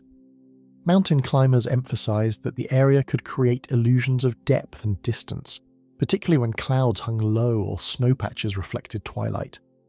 Yet Crawford's experience defied these theories. He was an experienced outdoorsman, carrying a map, compass, and radio. Witnesses confirmed that he was confident navigating even in marginal conditions. The disappearance seemed selective, focused, as if the terrain or atmosphere itself had isolated him from the world. Additional reports hinted that the mountain seemed to shape the very perceptions of those who approached it. One hiker, returning from a separate trail weeks later, described a moment when clouds condensed into a tunnel-like corridor, guiding him away from his path. He emerged hours later, several miles from where he intended, unable to account for the detour. Another climber reported sudden vertigo near Panther Meadows, feeling pulled toward a glowing mist that shifted with an unnatural rhythm. These anecdotes lent credence to the idea that Crawford had not merely become lost, but may have entered a space where Mount Shasta's geography and some unknown phenomenon converged to obscure, displace, or even remove him. Discovered months later by a hiker wandering through Panther Meadows, Crawford's belongings offered little explanation and only heightened the enigma. His backpack was intact, with provisions untouched and radio equipment in working order. A notebook lay open on a rock, pages blank beyond the morning's plans, as if time itself had bypassed the hours he had walked in the forest. Rangers found prints around the area, but they ended abruptly near a patch of ground that seemed unnaturally compacted, as if the snow and soil had absorbed both weight and passage. The discovery deepened speculation, giving rise to theories ranging from sudden weather phenomena to more esoteric explanations involving interdimensional corridors or the mountain's legendary spirit guardians. Along the trails of Mount Shasta, hikers still tread carefully, aware of the mountain's silent presence. Many report a sense of being watched, subtle movements just beyond vision, or paths that shift when approached. The legend of Crawford's disappearance remains vivid, a cautionary tale told around campfires and in ranger stations, but it also attracts those drawn to mystery. Researchers and adventurers retrace the trails, sometimes encountering low-lying mists and lights in ways reminiscent of Crawford's last known moments. Each account reinforces the notion that Shasta is more than a mountain. It is a place where the natural world and something far less understood overlap. Winding through the quiet folds of Panther's Meadows, where shadows stretch unnaturally and clouds cling low, Mount Shasta seems to guard the memory of the hiker who disappeared, leaving only silence in their wake. The Solway Firth photographer. A chill still clung to the mudflats of Solway Firth in 1972, when local amateur photographer Thomas Wainwright ventured out, intent on capturing the low-hanging clouds and mirrored waters at dawn. Wainwright was known in the nearby towns for his meticulous attention to detail, often lingering for hours to frame light and reflection with perfect precision. That morning, he walked the tidal flats with his tripod and camera, noting subtle movements in the mist that clung to the water's edge. Yet by noon he had vanished, leaving behind only his footprints, which faded abruptly where the sand met the shallow waters. Locals who later searched the area reported an unsettling quiet, as if the estuary itself had swallowed him whole. The first searchers, friends and family, followed Wainwright's path along the tidal flats and the narrow channels that threaded through the marshes. They found his camera, lens intact, sitting upright on a patch of firm mud, its shutter open. No photographs had been taken beyond his initial shots that morning. Investigators noted that his footprints did not continue to the water's edge, nor did they lead inland. Witnesses claimed a thick fog had descended unexpectedly, curling around the channels and muffling all sound. One searcher described the fog as unusually dense, with edges that seemed almost solid and a strange sense of movement as if it had a life of its own. Without warning, the morning fog appeared, baffling investigators who could not reconcile it with expected weather behaviour.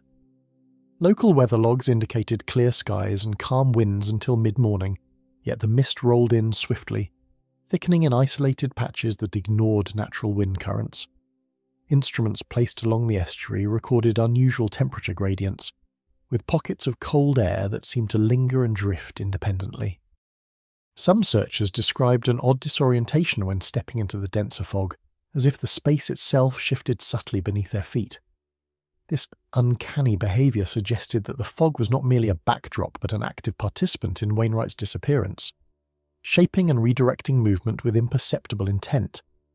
A neighbour recalled seeing Wainwright walking near the estuary just before the disappearance, raising his camera to photograph what appeared to be a glowing shimmer in the mist.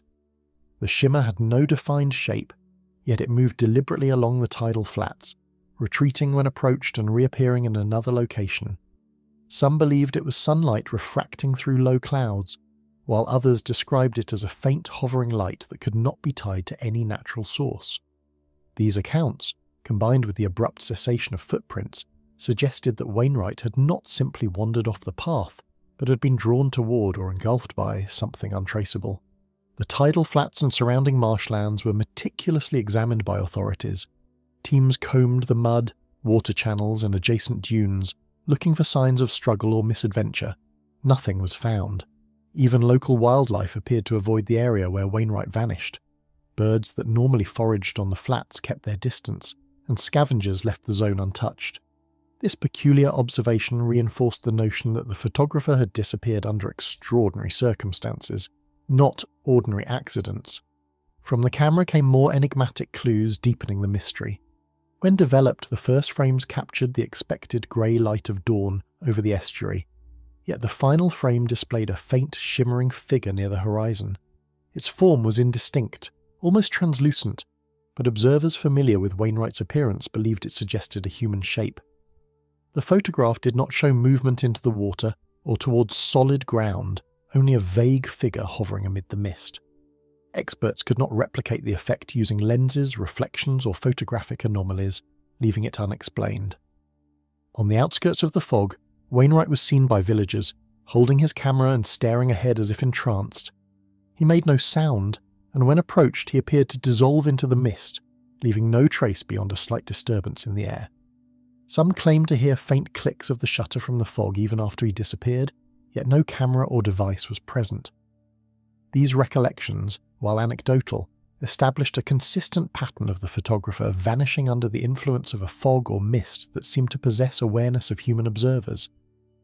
Spoken in hushed tones, the tales described watchers gliding across the mudflats, appearing to those who ignored the boundaries of the tidal paths.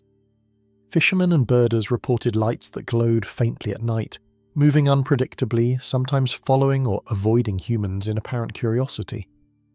While Wainwright's disappearance was unusual in its suddenness, it fit a broader narrative of the estuary as a space where ordinary perception falters and the environment behaves with enigmatic intent. Trekking its shores with caution, photographers and hikers approach Solway Firth, mindful of its hidden perils. Mists can roll in with sudden intensity, flattening sound and visual cues, and the mudflats conceal channels and holes that confound navigation. Long-term observers speak of fleeting shapes, ephemeral reflections, and faint lights that vanish upon approach. Attempts to retrace Wainwright's final path yield only the faintest impressions of footprints and occasional reflections on water, as if the photographer's presence was acknowledged by the land, yet never reclaimed. On quiet mornings, when the estuary lies calm and the fog curls low over the flats, the shoreline seems to remember the photographer who vanished, leaving behind only silence and the faint echo of a shutter that clicked one last time. The missing miner at Bodie. Dust settled over Bodie's empty streets, a town built on gold and the ambitions of miners who once chased it through the hills. Wooden sidewalks creaked under stray footsteps, and shafts scarred the ridges above, some active, many abandoned. Amid this quiet, Samuel Whitaker moved with careful purpose, inspecting claims, recording notes, and observing the ridges where shadows twisted oddly and winds carried faint, unplaceable sounds. Whitaker was meticulous in all he did, rarely missing a detail in the shafts he tended or the veins of ore he studied. Each morning he followed the same path up the eastern ridges, noting changes in the rock, the angle of light, and even the temperature of the air around the tunnels. Townsfolk often saw him pause for long stretches, notebook in hand, staring at fissures in the hillsides as if listening to them. Some shrugged it off as the habits of a careful miner, but others began whispering about how Whitaker lingered where few dared, drawn to places with histories older than the gold itself. The hills were not silent, though. The shafts and tunnels carried echoes that could trick the ear, and shifting sun and shadow played across ridges in ways that disoriented even the most experienced miners. Whispers of past misfortunes lingered in hollow spaces, men who had disappeared without warning, tools found neatly arranged with no sign of their owners, or fleeting glimmers of light moving against the wind. Whitaker noted these occurrences with a blend of skepticism and fascination, recording faint scratches in the dust, the subtle displacement of rocks, and impressions in mud that seemed to appear without cause. One afternoon, as he ascended to inspect a newly cleared shaft, Whitaker's fellow miners noticed a thin haze crawling along the ridge above. It shimmered faintly in the sun, shifting with no wind, curling around rocks and hollows in slow, deliberate motion. Whitaker paused, notebook open, pen hovering, and stared for several minutes. Those who observed him from below later said his posture was unnervingly still, his eyes fixed on a spot that appeared empty yet seemed to draw him in. When he stepped forward again, he moved toward the ridge, leaving footprints that vanished at the edge, as though the ground had accepted him and then erased him from its memory. The search that followed was immediate but inconclusive. Miners combed the hills, checked shafts, and questioned witnesses, yet Whitaker's trail ended abruptly. His journal, lantern, and most tools were gone. The ridge appeared undisturbed, save for faint impressions in the dust that hinted at movement but no exit. Dogs brought to track him hesitated, circling the area before sitting down and refusing to continue. Residents spoke of a silence that felt unnatural, as though the hills themselves were aware of intruders and reshaping themselves to protect secrets. Eyewitnesses reported strange anomalies in the days surrounding Whitaker's disappearance. One miner described a flicker of light moving against the sun, hovering near the ridge before vanishing entirely. Another heard rhythmic tapping from empty shafts, a sound that did not echo from walls or rocks, but seemed to come from nowhere and everywhere at once. Shadows were said to stretch and shrink, shifting independently of the sun, and dust swirled in patterns too deliberate to be random. These phenomena reinforced the idea that something in the hills interfered with perception, subtly guiding, masking, or absorbing the movements of those who entered too deeply. Whitaker's meticulous nature provided the only clue to his last known movements. His journal, recovered months later by a prospector, contained notes describing subtle changes in light, unexplained shifts in temperature, and fleeting impressions of figures at the periphery of vision. Each entry grew more tentative, ending abruptly with the observation, "The ridge moves beneath me. Shadows follow too closely." Nothing followed, as if time itself paused at that line. Modern examination of the ridges reveals traces that could belong to him, but the earth and stone have reclaimed the hills so thoroughly that certainty is impossible. Even decades later, Bodie's eastern hills hold a peculiar reputation. Hikers and history enthusiasts report sudden drops in temperature, strange sounds echoing from empty shafts, and glimpses of shadows or light moving without cause. Some claim that when they follow the trails Whitaker once walked, the paths seem to twist or stretch, leading them away from the intended route. Each account strengthens the sense that the hills are not simply landforms, but living memory, keeping the miner within their folds as if preserving the story of his disappearance for those who attempt to uncover it. The town itself, largely abandoned now, feels suspended in quiet recollection. Buildings lean against the wind, sun-bleached and hollow, while the ridges rise behind them, scarred by the passage of generations. Even in the absence of human activity, observers speak of sounds, glimmers and shadows that suggest the hills remember the lives lived and the ones claimed within them. Whitaker's name persists in local legend, a symbol of the way Bodie's terrain can embrace, mislead, and ultimately conceal those who linger too long. And on the eastern slopes, where the sun glints off abandoned shafts and dust swirls in the heat, the hills seem to remember the miner who vanished, leaving only silence where his footsteps once were. The Glencoe Shepherds. 3 shepherds made their way along the slopes above Glencoe, tending their flocks with practiced care as they had for seasons past. Their movements were deliberate, guiding sheep through narrow passes and rocky hollows, while eyes scanned the ridges for signs of predators or shifting terrain. Conversation was minimal, limited to the necessities of work as the men trusted in experience and routine to navigate the high ground. Yet, in that winter of 1745, the hills held a subtle stillness that even the most seasoned shepherds could not read, and within hours the familiar paths would claim them without explanation. Morning passed without incident, the men moving steadily between grazing areas and the winding ridges above. Though the terrain was harsh, snow crusted lightly over rocks and brambles, and visibility remained sufficient for careful navigation. They followed the routes known to countless shepherds before them, paths carved into the landscape by repeated footsteps. Flocks stayed close, as they always had, while the men's focus remained on counting and inspecting, noting minor injuries or stray animals. In every outward sign, the day was routine, ordinary, and yet something invisible began to unfold. By midday, the hills began to change in almost imperceptible ways. Shadows stretched and shifted across slopes where the sun should have cast consistent light, and the sound of the wind seemed oddly subdued, absorbed before it reached them. The shepherds noted nothing at first, accustomed to the subtle tricks of light and echo that the glen offered. Yet as they moved, patterns emerged that were difficult to explain. Trails that curved unexpectedly, rocks that appeared displaced from previous passes, and patches of snow disturbed in symmetrical, unfamiliar ways. When the disappearance became apparent, the flocks were found scattered across the ridges, some standing silently, heads raised as if listening, others huddled in clusters. No shepherds were present, and the tracks they left behind ended abruptly, sometimes at the edge of a cliff, sometimes in open snow where no hazard existed. Dogs accompanying the men returned alone, barking and whimpering at unseen points along the ridges before retreating to safety. Villagers and fellow shepherds organised a search, combing paths, gullies and hollowed rocks, yet nothing offered clues to the men's whereabouts. Around the time of the disappearances, eyewitnesses reported faint and strange occurrences that defied explanation. Some reported faint glimmers of light moving through empty slopes, too deliberate to be reflections from snow or ice. Others spoke of distant calls, low and indistinct, shifting from one ridge to another in ways that denied a single source. When investigators attempted to reconstruct the men's intended routes, inconsistencies appeared. Footprints that doubled back on themselves, impressions that ended without exit, and stones or tufts of grass displaced without explanation.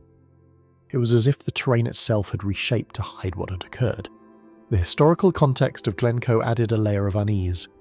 The glen had long been associated with battles, feuds, and old clan legends, and these stories carried forward as cautionary tales for those who worked the land. Miners, travellers and shepherds alike recounted disappearances that predated the 1745 event, instances where people vanished on familiar paths only to leave behind objects arranged neatly or tracks that led nowhere. The weight of memory seemed embedded in the slopes, a subtle but undeniable force that confounded even experienced searchers. Animals in the area reacted unusually during and after the disappearance. Dogs refused to cross certain ridges, sheep clustered without guidance, and birds avoided the slopes entirely. Investigators recorded these reactions, considering instinct and environmental factors, but no rational explanation satisfied the pattern. The behaviour of the animals hinted at a presence that humans could not perceive, one that influenced perception and action, subtly steering both man and beast. The glen's reputation endured. In the years that followed, travellers reported sudden temperature changes, silence that was almost tactile, and fleeting shapes glimpsed at the edge of vision. Paths that once seemed reliable became disorienting.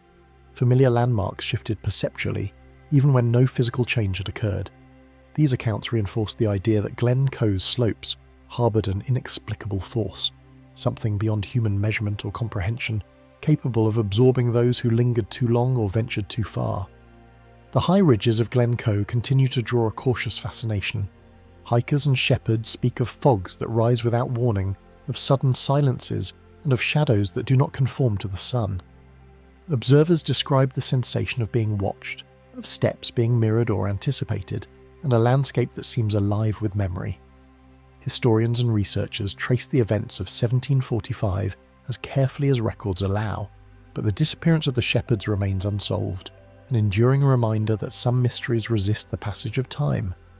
In that persistent fog, where the hills curve and shadows merge with snow and stone, the memory of the three shepherds lingers, leaving a quiet warning that the glen has not yet relinquished what it once claimed. The River Itchen rowers. The calm waters of the River Itchen reflected the soft light of dawn, rippling only where rowers cut through the surface. A team of 5 men launched their skiff from a small quay near Winchester, their strokes measured and synchronized, each confident in his strength and skill. Observers on the banks noted nothing unusual. The river seemed as familiar and steady as it had for decades. It was a summer morning in 1887, and the men were practicing for the upcoming regatta. Yet by midday, the river would hold a silence far stranger than any calm. The men's routine was precise. They rowed upriver, turned at a familiar bend, and glided back toward the quay. Their laughter and conversation punctuated the rhythm of their oars, echoing faintly against the riverbanks. Passers-by commented on the men's form, their coordination, and the effortless ease with which they cut through the current. The day was bright, the wind minimal, and the river's surface smooth, betraying nothing of what was to come. At some point during their return, witnesses later reported a sudden haze forming over the water. It was unlike ordinary mist, denser and strangely luminous, curling around the skiff without diffusing. The river's usual sounds, the lapping of water, birdsong, distant footsteps, faded until only the rhythmic splash of the oars remained. Observers on shore tried to follow the boat with their eyes, but the haze made it vanish in moments, leaving only the faintest disturbance in the water's surface. When the men did not return, concern grew. Boats were launched to search the familiar stretches of the river, combing bends and inlets where currents were slow and hidden shoals could trap a vessel. Yet no sign of the skiff or its occupants was found. There were no overturned boats, no oars or personal items washed ashore, and no evidence that the men had reached land elsewhere. The water was as if it had swallowed them whole, leaving only the faint trace of ripples that gradually faded with the wind. Local authorities conducted interviews with witnesses who had been on the banks that morning. Several described a fleeting shimmer over the river, light reflecting in unnatural angles that did not correspond to the sun. Others noted that sounds seemed distorted, the rowers' calls echoing oddly, as if travelling in a different medium than air. Attempts to reconstruct the skiff's route only deepened the mystery. The disturbances in the water did not match any logical pattern, and the river itself appeared unchanged in subsequent inspections. Historical accounts later revealed that the stretch of river where the men vanished had a history of strange occurrences. Fishermen spoke of fleeting lights beneath the surface and sudden, inexplicable fogs. Children recalled hearing distant shouts that ceased abruptly, leaving only the lapping of water against the banks. Scholars who examined these reports noted that the River Itchen, while ordinary in appearance, carried local legends of vanishing figures, of travellers lost in plain sight, and of currents that seemed to behave with intent rather than randomness. Searches extended beyond the immediate riverbanks. Teams inspected surrounding fields, woods, and tributaries, hoping to find the men's trail or signs of the skiff carried inland. Nothing emerged. Dogs brought along for tracking refused to cross certain points near the river's bends, reacting to invisible disturbances in ways that suggested instinct, or perhaps awareness, of forces humans could not perceive. Locals whispered that the water itself had a memory of those who entered it, keeping what it claimed within its depths and offering no clue to the living. Even decades later, the River Itchen retained its quiet reputation.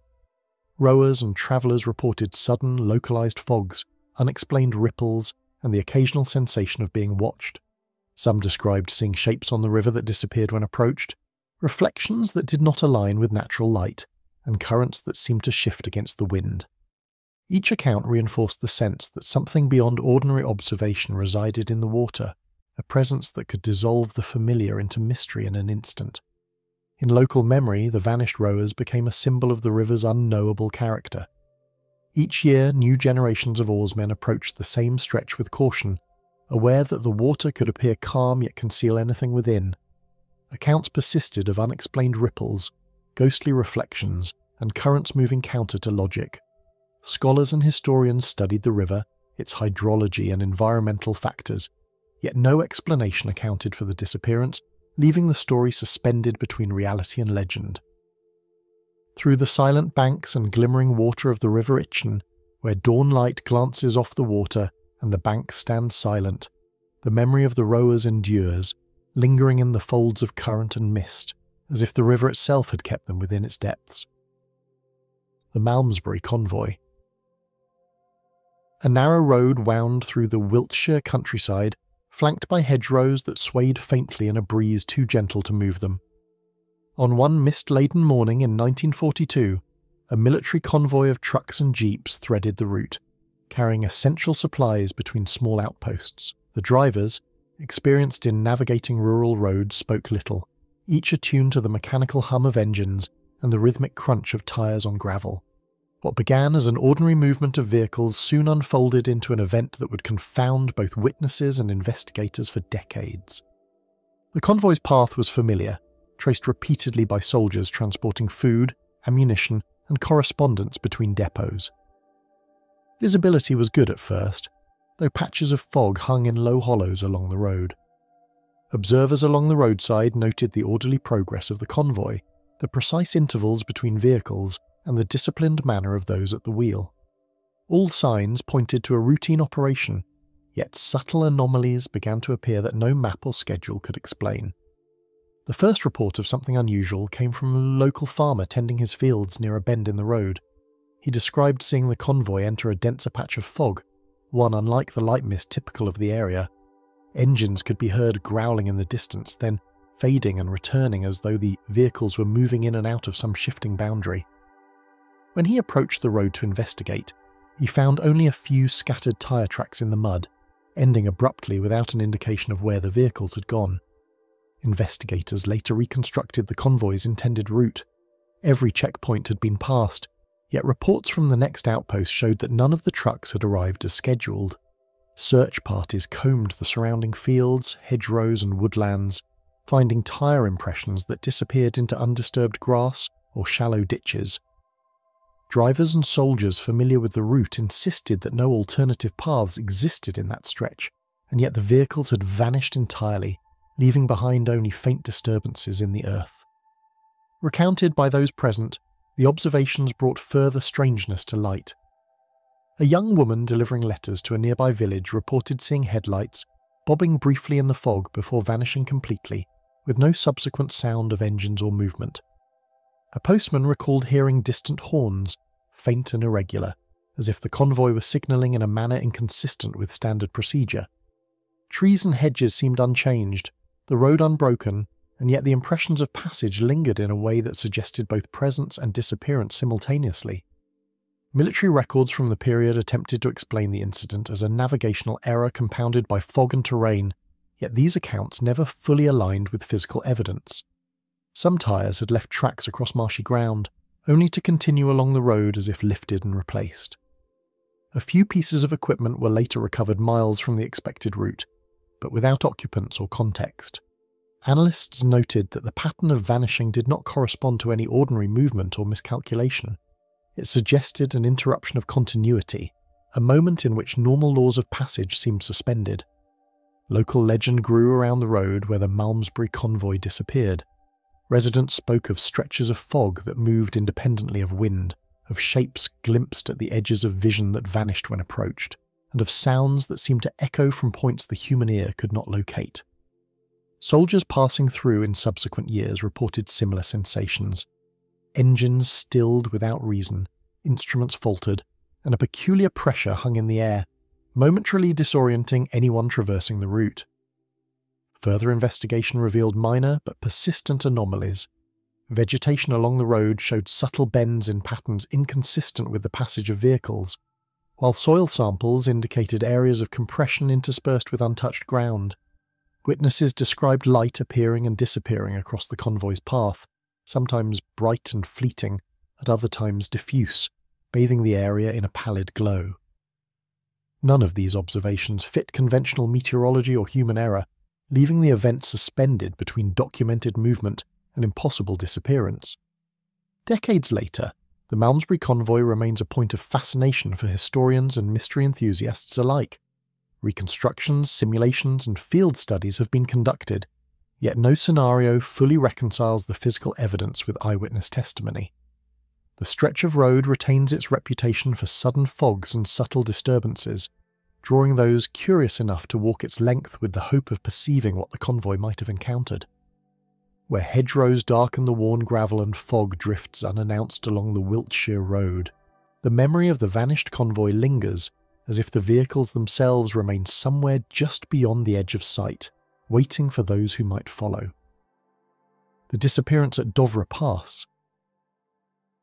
The Dovre Pass lay shrouded in a thin, shifting haze, the jagged ridges of Norway's mountains barely visible through the swirling white. Travellers along the winding road noted how sounds seemed to vanish as the fog thickened, leaving only the crunch of boots or wheels against gravel.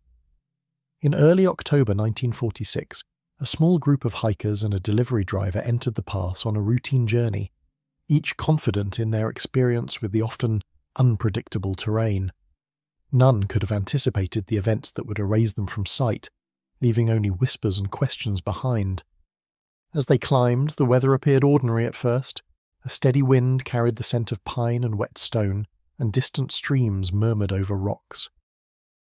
Yet subtle irregularities began to emerge, shadows that moved without correspondence to light, echoes delayed or muted in ways that disoriented even the most practiced travellers.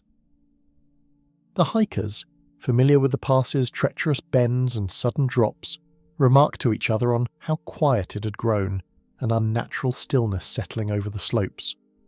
A local driver passing through the lower reaches of the pass reported seeing figures on the road, then vanishing into a wall of fog that seemed to thicken around them.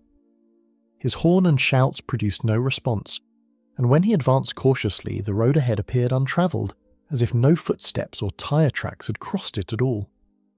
These accounts, later recorded by authorities, suggested that something beyond simple weather had intervened, a force capable of isolating the travellers entirely from the world around them. Search parties were assembled, combing the narrow road and nearby ridges. They found occasional footprints partially covered by windblown leaves and dirt, ending abruptly on the incline of a slope. Some of the hikers' equipment, a satchel, a map, was recovered, placed carefully on rocks or in shallow depressions, as if laid down intentionally. Yet the individuals themselves had disappeared, leaving no signs of struggle, injury, or retreat into shelter. Peculiar phenomena were observed by both witnesses and those searching the area. Compasses spun unpredictably, occasionally pointing in directions at odds with topographic reality. Radios carried a faint static that could not be traced to any nearby source. The fog, normally a uniform white, displayed subtle hues when sunlight filtered through, faint purples and greens that shifted like liquid, disappearing when directly observed. These anomalies were enough to unsettle even those familiar with Norway's mountain passes, where sudden weather shifts were common but never accompanied by such strange effects. Steeped in stories of vanished travellers, the Dovre Pass had long held a fearsome reputation among the locals. Shepherds spoke of silent valleys where flocks would hesitate, as if sensing a presence unseen. Hunters described paths that seemed familiar one moment and impossible the next. Though many dismissed these stories as folklore, the disappearance of this small group gave credence to fears that the pass might possess qualities that defied rational explanation, a territory where ordinary rules of space and time seemed suspended. Physical evidence collected from the area puzzled authorities further. Footprints appeared to skip over rocks and uneven ground with an unnatural straightness, ignoring obstacles that would have impeded natural travel. Clothing recovered from low-lying slopes showed faint traces of frost patterns inconsistent with ambient temperatures. Even the most meticulous investigators could find no pattern to the placements or alterations, only the stark reality of missing people and inexplicable traces left behind. Any attempt to reconstruct the route through the pass seemed to deepen the mystery rather than resolve it. Guides familiar with the area could not replicate the path the travellers had presumably taken. Certain ridges, which should have required strenuous detours, bore no evidence of passage, while depressions and clearings seemed untouched despite eyewitness accounts suggesting otherwise. Some theorists suggested rare atmospheric phenomena, pockets of localized displacement, or geological anomalies that could briefly affect perception and orientation. Yet none of these explanations accounted for the total disappearance of multiple individuals with no signs of injury or evacuation. Returning to Dovra Pass decades afterward, researchers still encountered strange phenomena. Sudden mists rise without warning, compasses behave erratically, and travellers occasionally perceive figures that vanish when approached. Locals maintain quiet respect for the area, warning outsiders of the pass's history of vanishings, insisting that it is a place where the ordinary can dissolve into the extraordinary without leaving a trace. Each report adds a layer to the enduring mystery, reinforcing the idea that the Dovra Pass guards its secrets as carefully as the mountains themselves. And within the silent folds of the Dovra Pass, where fog lingers longer than reason allows and the mountains watch in stillness, the memory of those who vanished remains, a quiet reminder that some paths are never meant to be fully retraced. The Vanishing Nurse of San Pedro. The fog rolled in from the harbour that evening, settling over the piers and warehouses with a weight that seemed almost tangible. Streetlights cast dim halos into the grey, illuminating slick cobblestones and the gentle sway of moored ships. Among the last to leave the docks was a nurse, tasked with delivering supplies to a small clinic near the water's edge. Her figure, slender and purposeful, moved along the narrow streets with the quiet assurance of someone familiar with both the city and the rhythm of its twilight. Locals recalled seeing her pause near a lamppost, glancing toward the harbour as though disturbed by a distant sound. The fog made the familiar unfamiliar, swallowing familiar landmarks in soft obscurity. Passers-by later noted the way her silhouette seemed to stretch unnaturally before vanishing into the grey, leaving a momentary impression of motion where none could be traced. Those who attempted to follow quickly lost sight of her, the fog making even short distances disorienting. Her route to the clinic passed through the warehouses that lined the waterfront, a district usually bustling with late-night workers. That evening, however, the area was unusually silent. The scent of salt and tar hung thick in the air, mingling with the metallic tang of fish and the faint smoke of coal fires. The nurse's footsteps echoed briefly before being swallowed by the fog. When colleagues later noted her absence, initial concern was mild, attributed to delays or errands. But as hours passed without a trace, unease grew, and searchers began to comb the streets she had traversed. What they found offered little explanation. A medical satchel lay atop a crate outside one warehouse, its contents untouched. Footprints traced the cobblestones for several yards, stopping abruptly in a patch of dense fog where the ground appeared undisturbed beyond. Witnesses reported hearing a muffled cry or a single exhalation carried on the wind, though whether it had come from her or elsewhere could not be determined. The authorities recorded each account meticulously, though nothing conclusive emerged to indicate how she had vanished. Neighbours who lived near the waterfront spoke of unusual occurrences that night. Lanterns flickered as if responding to an invisible presence. Dogs that usually barked at passers-by remained silent. The fog itself seemed to pulse, thickening in some areas and thinning in others with a pattern that defied the wind. One fisherman later recalled glancing up from his boat to see a figure at the pier, her back toward him, yet when he blinked the space was empty. Even seasoned harbour workers, accustomed to strange tides and sudden weather shifts, described a feeling of being watched by something unseen. Investigators scoured every avenue, the city's streetlights, the alleys, the docks, and even small boats moored offshore were inspected for signs of struggle or concealment. The nurse's uniform bore no indication of struggle, no torn fabric or blood, and yet she had not arrived at the clinic. Letters and notes were later examined, but none suggested a reason for the disappearance. Those who knew her described a disciplined, methodical individual who would not have wandered carelessly, nor left her possessions unattended. Rumours began to circulate quickly. Some whispered of kidnappers taking advantage of the fog's concealment, while others speculated on supernatural explanations tied to the harbour's history of shipwrecks and unexplained drownings. Maritime workers told stories of shadows moving along the docks, figures glimpsed just at the edge of vision that disappeared when approached. Whether coincidence, fear, or something beyond comprehension, these accounts added layers to a mystery that remained otherwise unsolved. The fog lingered for days, clinging stubbornly to the piers and streets. Searchers returned repeatedly, often reporting similar oddities: the sensation of being followed, sudden chills, whispers that seemed carried on the wind. Maps were consulted, patrols organised, and authorities interviewed those who had been nearby. Yet every path led only to more questions. Even years later, maritime historians and local chroniclers note her absence in records, a footnote of unease for a city otherwise accustomed to movement and commerce. In time, the nurse's story became a fixture of San Pedro lore. Writers and journalists recounted the vanishing, highlighting the fog, the abrupt end of her trail, and the inexplicable stillness that had accompanied it. Some researchers suggested that minor atmospheric phenomena, reflected light or disorientation, could explain the initial confusion, yet none accounted for the complete disappearance or the impression left on witnesses. The harbour retained an intangible tension, a reminder that ordinary routines can fracture suddenly into the extraordinary. And on the misty edges of the waterfront, where shadows curl between warehouses and the fog settles without warning, the nurse's presence is felt even now, as though the harbour itself remembers the night she walked into the grey and was never seen again. The Tangshan tram case. The tram rattled along the tracks through the streets of Tangshan, its wooden wheels clattering over worn metal rails that hummed faintly under the weight of the car. Commuters leaned lightly against the polished handrails, their eyes drifting to the windows where the city's factories and markets passed in rhythm. In the early evening of a sweltering summer day in 1935, the tram carried its usual passengers, workers returning home, merchants closing stalls, and a few children lingering near the doors, curious about the clatter of the next stop. None could have predicted that somewhere along its route the familiar hum of the city would dissolve into an inexplicable disappearance. The driver, experienced with both the schedule and the weight of the tram, noted nothing unusual as he guided the vehicle past crowded streets and narrow alleys.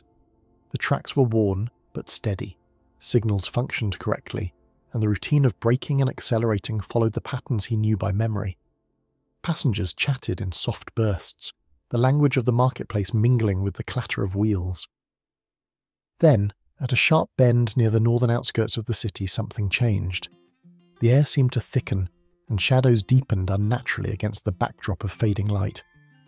Several witnesses later reported a sudden fog or haze rolling in along the tracks, unusual for the season, dense and low enough to obscure the city entirely.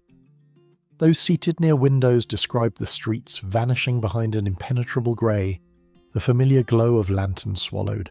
One elderly woman clutched the handrail, her eyes scanning the void beyond the glass, only to find the outlines of buildings shifting, distorted as if the tram were moving through some unseen dimension rather than along ordinary rails.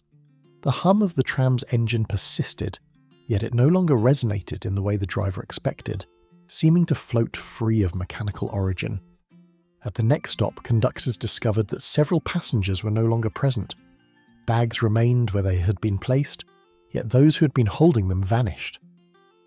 Confusion reigned as the tram moved forward, seemingly uninterrupted, yet no one could recall passengers disembarking. Those who had been standing recalled a chill in the air, a brief sense of vertigo, and the fleeting impression of shadows moving in directions that defied the tram's motion. Other commuters seated quietly noted that sounds from outside, voices, carts, distant music, had all but disappeared. Local police were called to investigate. Reports were conflicting. Some witnesses insisted the tram had entered a stretch of street that simply should not exist, an area unrecorded in municipal maps and absent from city planning documents. Measurements of the route later failed to account for anomalies, and the time elapsed during the passage between stops did not match the tram's mechanical capabilities. Engineers and municipal officials examined the tracks, noting slight deviations but nothing that could explain the selective disappearance of passengers mid-journey. Further examination revealed that the missing individuals left no trace. Tickets remained punched, belongings untouched, and footprints or other physical signs failed to extend beyond the tram itself. The driver's testimony remained consistent. He had operated the tram without interruption, encountering no obstacles beyond the unusual fog and strange visual distortions. Observers on adjacent streets, who claimed to have watched the tram from afar, reported seeing the car glide past with its normal clatter, yet with some windows empty, revealing interiors that did not match the known seating arrangements. Over the following weeks, rumours spread. Some claimed the tram had passed briefly into an alternate layer of the city, a place imperceptible to ordinary eyes, while others suggested natural explanations, sudden mirages, heat distortions, or unusual weather patterns that could warp perception. Yet no pattern emerged to explain why certain passengers vanished while others remained, nor why the tracks themselves showed no sign of tampering or irregularity. Local chroniclers would later note that after the incident, conductors were reluctant to drive that section of the line, citing feelings of unease and the inexplicable sensation of being watched by an unseen presence. In subsequent years, attempts to retrace the route with similar conditions produced nothing. No weather pattern could be replicated that matched the density or behaviour of the fog, and no equipment detected the distortions reported by witnesses.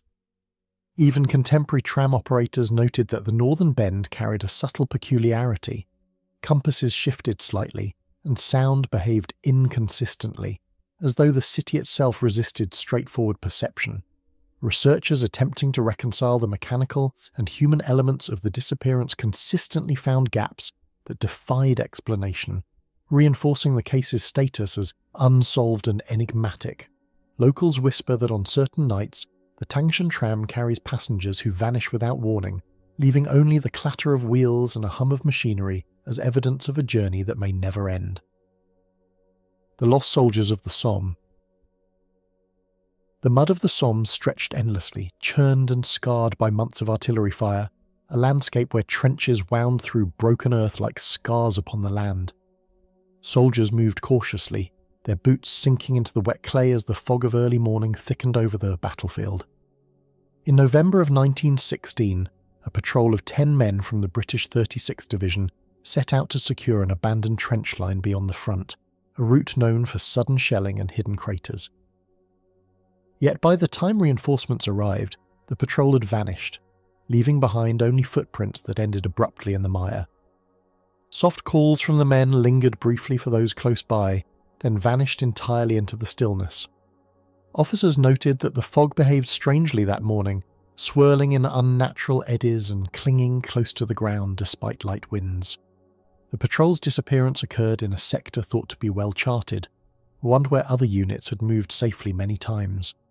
Witnesses described glimpses of figures moving within the mist, but no one could approach them. The shapes seemed to recede, shifting like shadows just beyond perception. The battalion commander organised a search immediately. Soldiers waded into the mud, shouting names, rifle butts tapping against the trench walls for echoes, yet no answer came.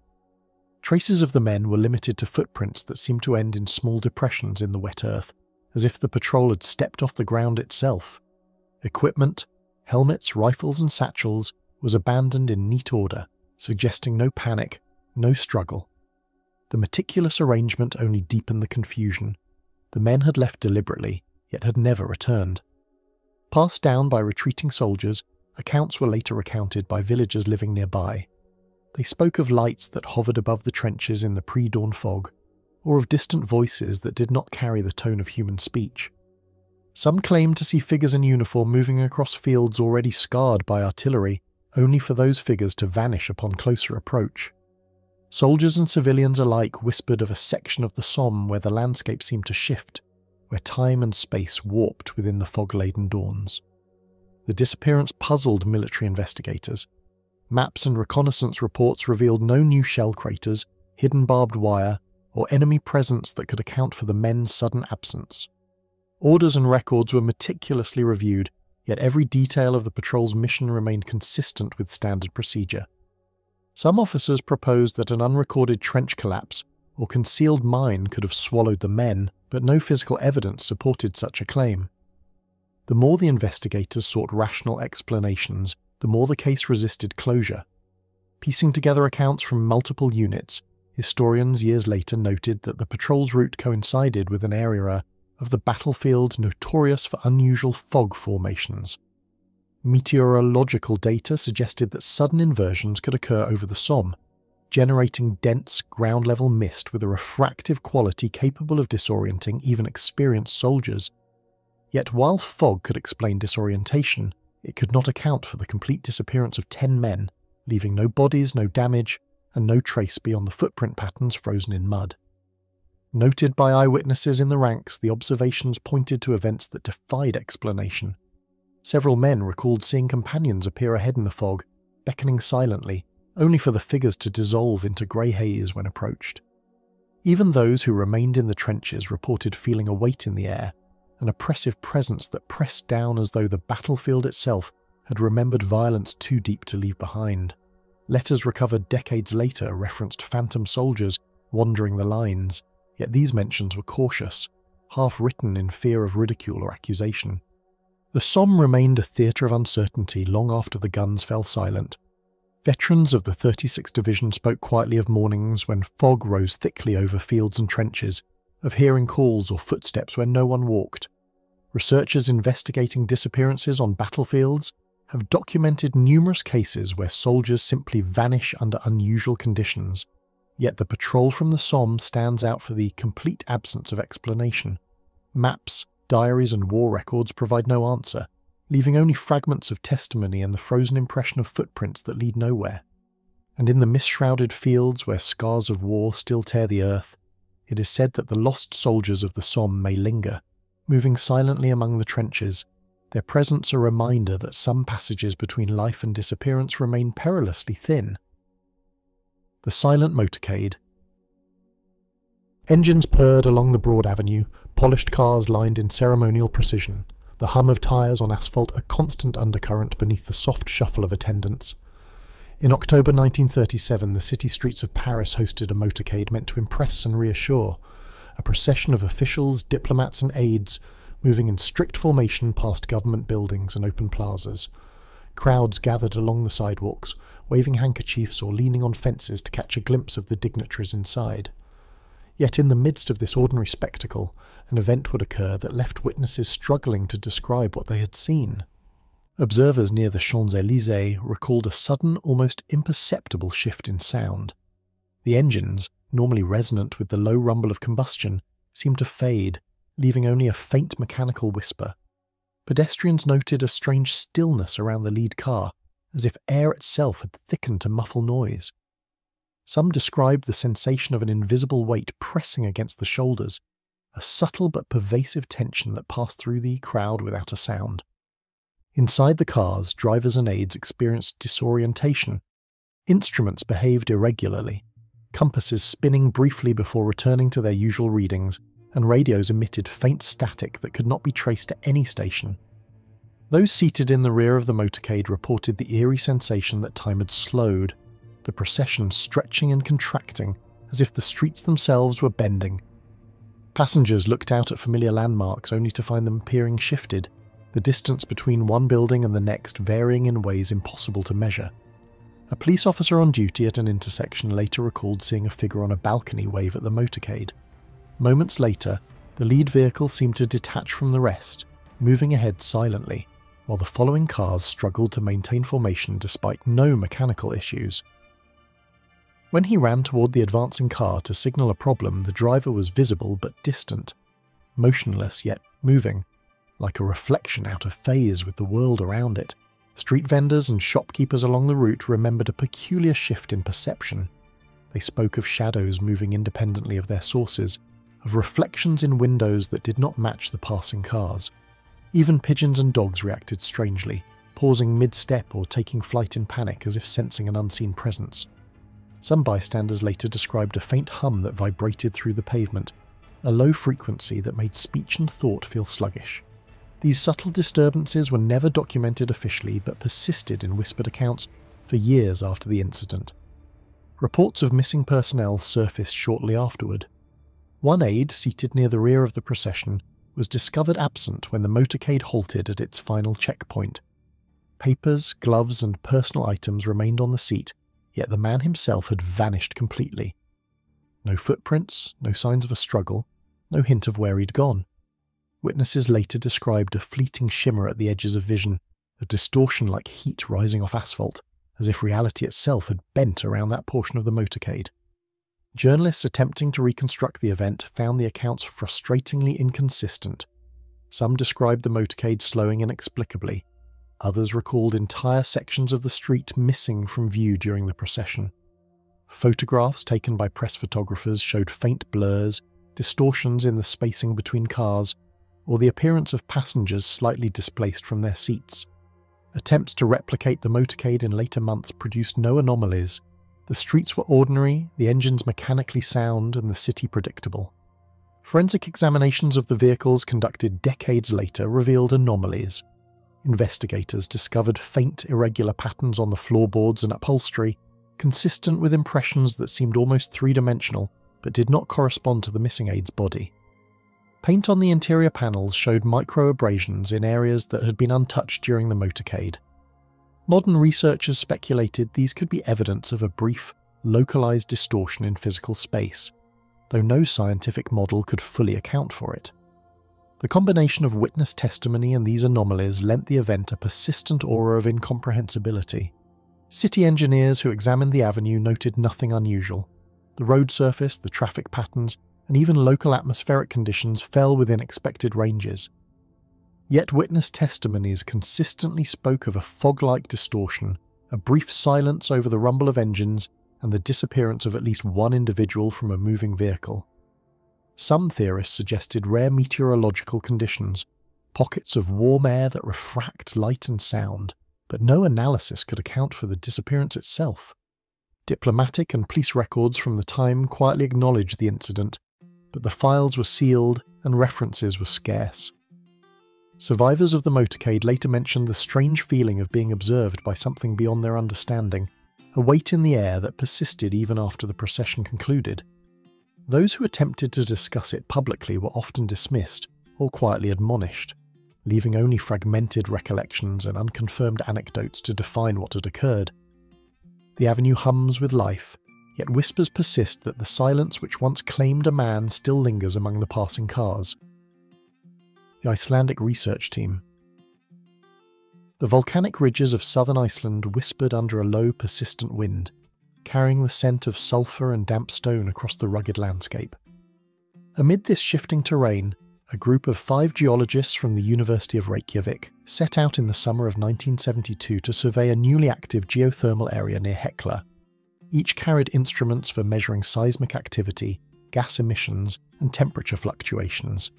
Their schedules were meticulously planned to maximize data collection before winter snows returned. The landscape was rugged but familiar to them. They had studied it for months and believed themselves prepared for the demands of the field, yet even seasoned scientists could not anticipate the anomaly that awaited. The team's first days passed without incident, instruments recording subtle tremors, steam rising from fissures in delicate patterns, and birds circling the ridges in cautious arcs. But on the third day the fog arrived, a low creeping veil that settled over the ground in waves, unnaturally thick despite clear skies above. Visibility dropped to mere meters, and sounds from nearby vents seemed muffled, distorted, as if the earth itself had absorbed the noise.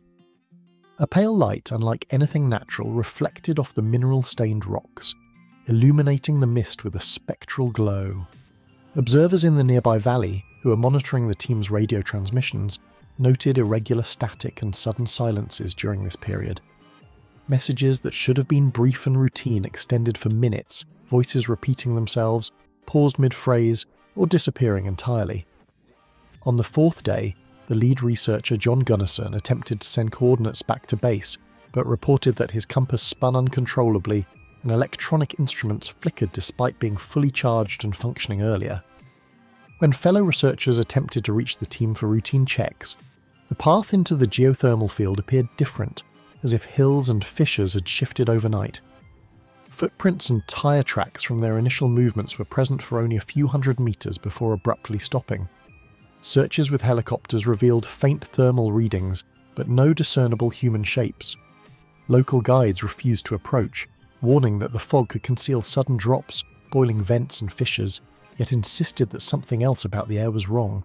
It felt heavier, almost alive, and carried a subtle vibration that could not be measured.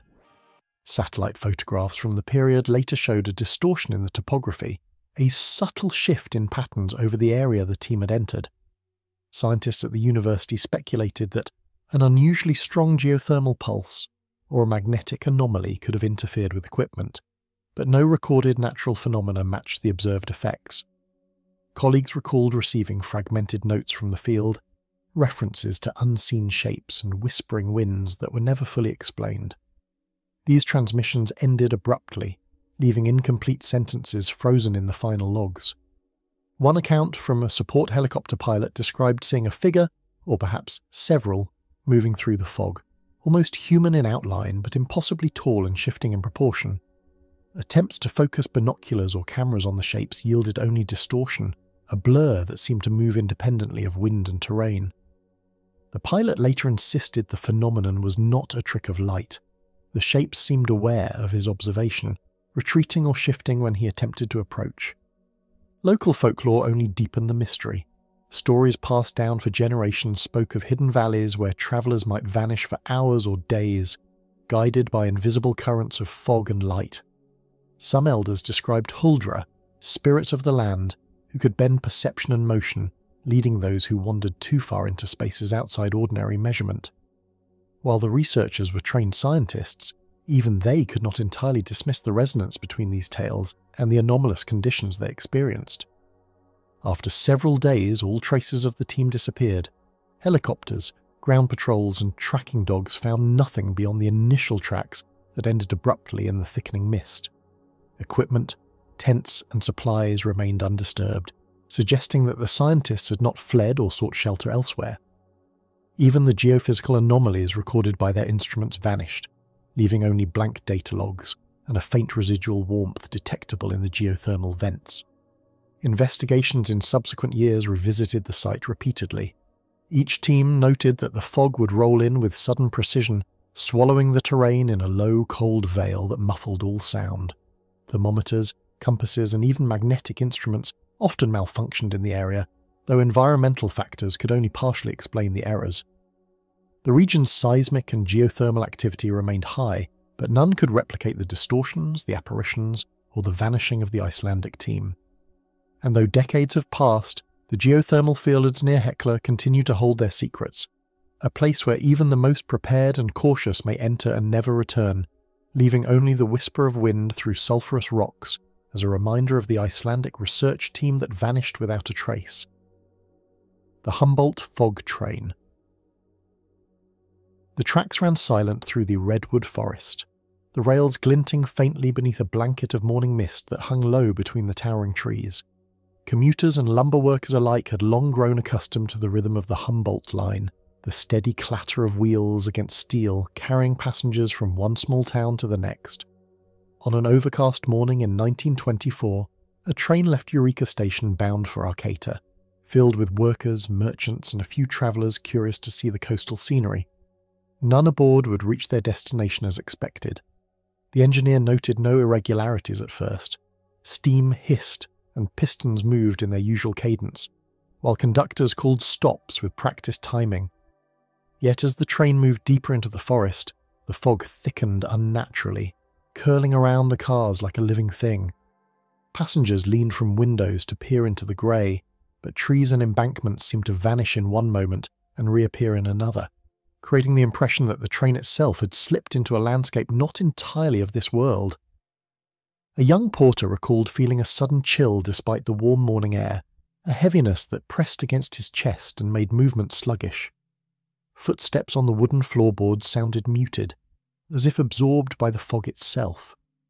Passengers who had been speaking moments before fell silent, glancing nervously at the windows and at one another.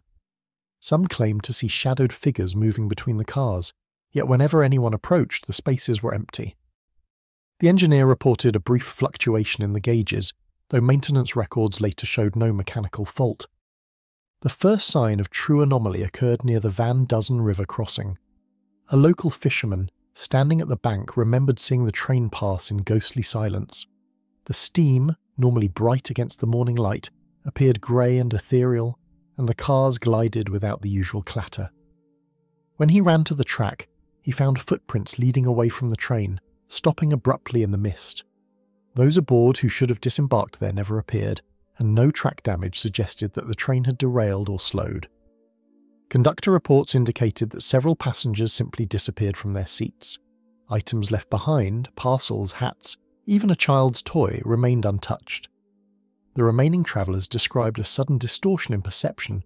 Clocks seemed to tick unevenly, voices echoed and warped, and the fog pressed so close to the cars that visibility beyond a few feet was impossible. Even the experienced engineer felt a disorientation that he could not explain, as though the rails themselves had shifted slightly under the train's weight. Following the incident, investigators combed the tracks, noting that a stretch of forest about 3 miles long showed no sign of passage. Vegetation remained undisturbed, and the soil bore no impressions from wheels or boots. When they interviewed witnesses who had glimpsed the train through the fog, stories varied. Some insisted the cars shimmered and changed colour. Others spoke of shadowed figures leaning from windows only to vanish when looked at directly. Local lore began to surface. Tales of a coastal fog that carried travellers into another realm, of spirits that claimed the unwary along the Humboldt line. Railway engineers attempted to recreate the passage under similar conditions, but the fog proved inconsistent. On some mornings the mist hugged the ground, obscuring the ties and rails, while on others it was thin and drifting. No instrument could replicate the strange visual distortions or the sounds described by witnesses. Maps and mechanical reports aligned with the track's actual position, yet those aboard the original train reported a journey that contradicted physical reality, suggesting spaces and distances that could not exist. Psychologists and journalists later interviewed passengers who had been present but survived, though only a few remained to recount what they experienced. They spoke of a quiet that felt almost alive, a fog that seemed aware, moving with intent and separating friends from one another. Even decades later, when the Humboldt line was modernised and rerouted, conductors remembered that stretch with a palpable unease, wary of morning fogs that appeared thicker and more persistent than anywhere else along the route. Among the redwoods and low-hanging mist, where the rails cut through shadows that shift without warning, the memory of the Humboldt fog train endures, a reminder that some journeys carry passengers beyond reach, leaving only silence and the faint echo of wheels on steel. The Kent coast lovers. The cliffs of Kent had always been patient witnesses, enduring wind, rain, and the relentless pounding of the channel. Locals spoke quietly of shapes that lingered where the earth met the sky, shadows that seemed almost human, yet never quite. On one summer morning in 1924, 2 figures appeared along the narrow path near Folkestone, their presence a brief disturbance in the cliff's long observation. Margaret Hill and Edward Carter walked with certainty, unaware that the terrain around them already carried a subtle shifting tension, an awareness older than any human memory. The cliffs themselves seemed to lean closer as they moved, white chalk gleaming in the morning sun while pockets of haze slithered through crevices and gullies. A fisherman on a nearby boat glanced toward the path and thought he saw them pause, framed by sunlight yet blurred at the edges, as if caught in a heatless distortion. Their laughter mingled with the gulls' cries but did not carry, fading in a strange hush that seemed to hover over the path. Nothing in their behaviour suggested fear, yet the cliff's persistent gaze made the ordinary feel precarious. As the morning stretched, an unnatural stillness settled. A light breeze stirred, yet sounds of the sea and distant harbour faded to muffled whispers. Stones loosened by the couple's footsteps remained where they had been placed, as if the earth had refused to mark their passage. Observers on the beach recalled seeing the couple glance toward the edge of the cliffs, then lean slightly forward, not in danger, but with an almost magnetic pull drawn towards something unseen. By noon the path was empty, the lovers nowhere in sight. Footprints ended abruptly against the chalk, sunlit and unbroken, leaving only silence in their wake. Examining the chalk closely, investigators discovered patterns that seemed impossible to attribute to nature. Closer examination of the cliff path revealed faint depressions in the rock that seemed too uniform to be random, almost like shallow impressions pressed into the earth and then frozen in place. Moss and lichen on nearby stones were bent as though brushed aside by invisible hands. Experts at the time could offer no satisfactory account for the impressions or the way the surrounding soil appeared undisturbed.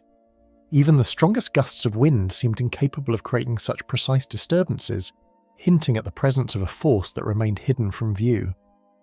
The initial search covered cliffs, caves, and the nearby shoreline. Authorities considered accidents or voluntary departure, Yet nothing explained the absence of clothing, personal items, or disturbance in the terrain. Diaries and letters found in their cottage contained no inkling of planning, only ordinary musings about the sea and summer. Even the local police noted a peculiar detail. The air along the cliffs retained a faint hum, perceptible only in still moments, an almost musical vibration that seemed to linger long after the investigators had left. Witnesses returned over the weeks to describe faint anomalies. Walkers reported hearing laughter or soft calls from the cliffs that did not match the direction of the wind. Photographers noted subtle distortions in sunlight on the chalk, shifting patterns that appeared human-shaped before vanishing. Birds acted oddly, pausing mid-flight or circling in arcs, never landing near the path. Each report repeated elements of movement, sound, and distortion, though none could be captured in writing or photograph conclusively.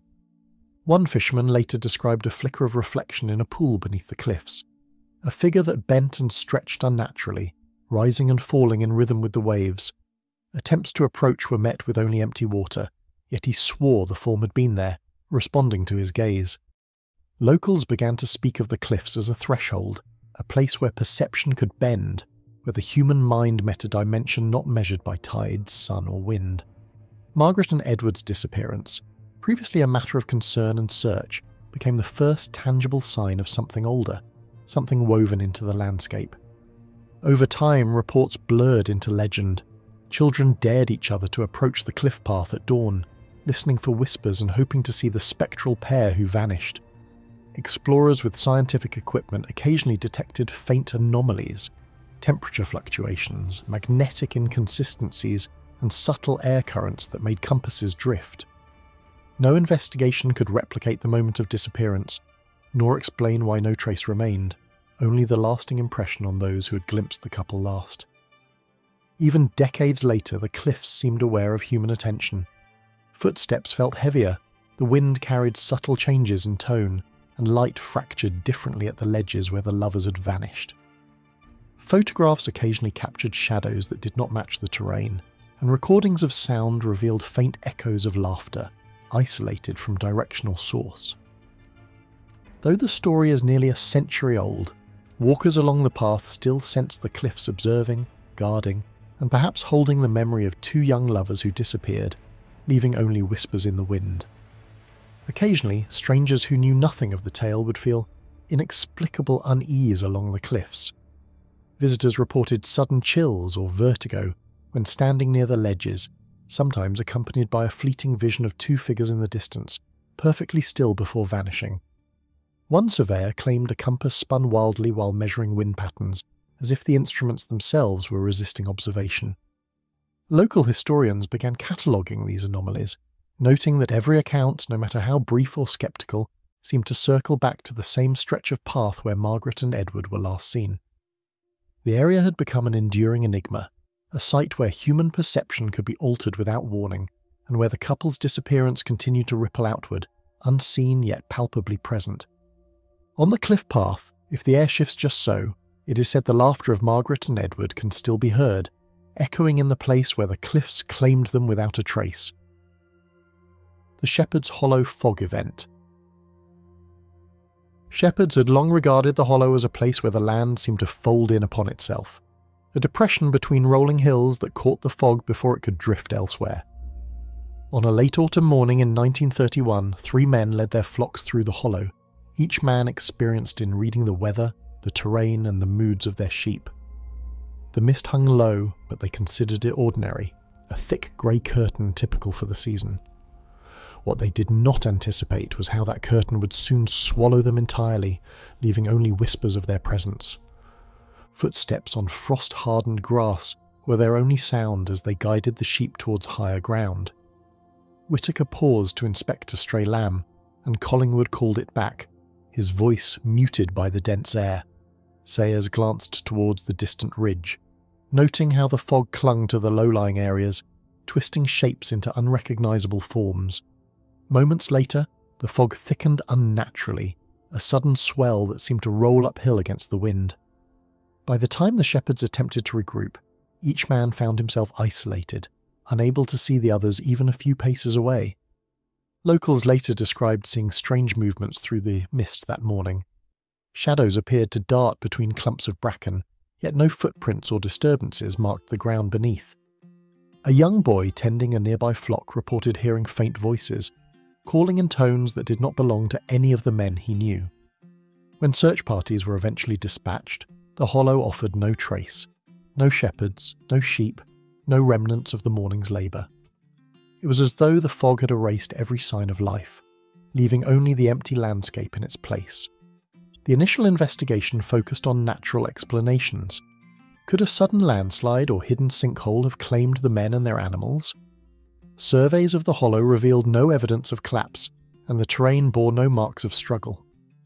Even the streams and ditches that might have concealed the men appeared undisturbed, the water running clear over stones untouched by passage. The hollow had preserved its secret with precision, offering no clue to the sequence of events that morning. In private accounts, witnesses recalled the air behaving oddly. Sounds were muffled, then strangely amplified, carrying in short bursts across the fog. Some reported a faint glow, pale and ephemeral, hovering near the ground, shifting in intensity as if responding to movement.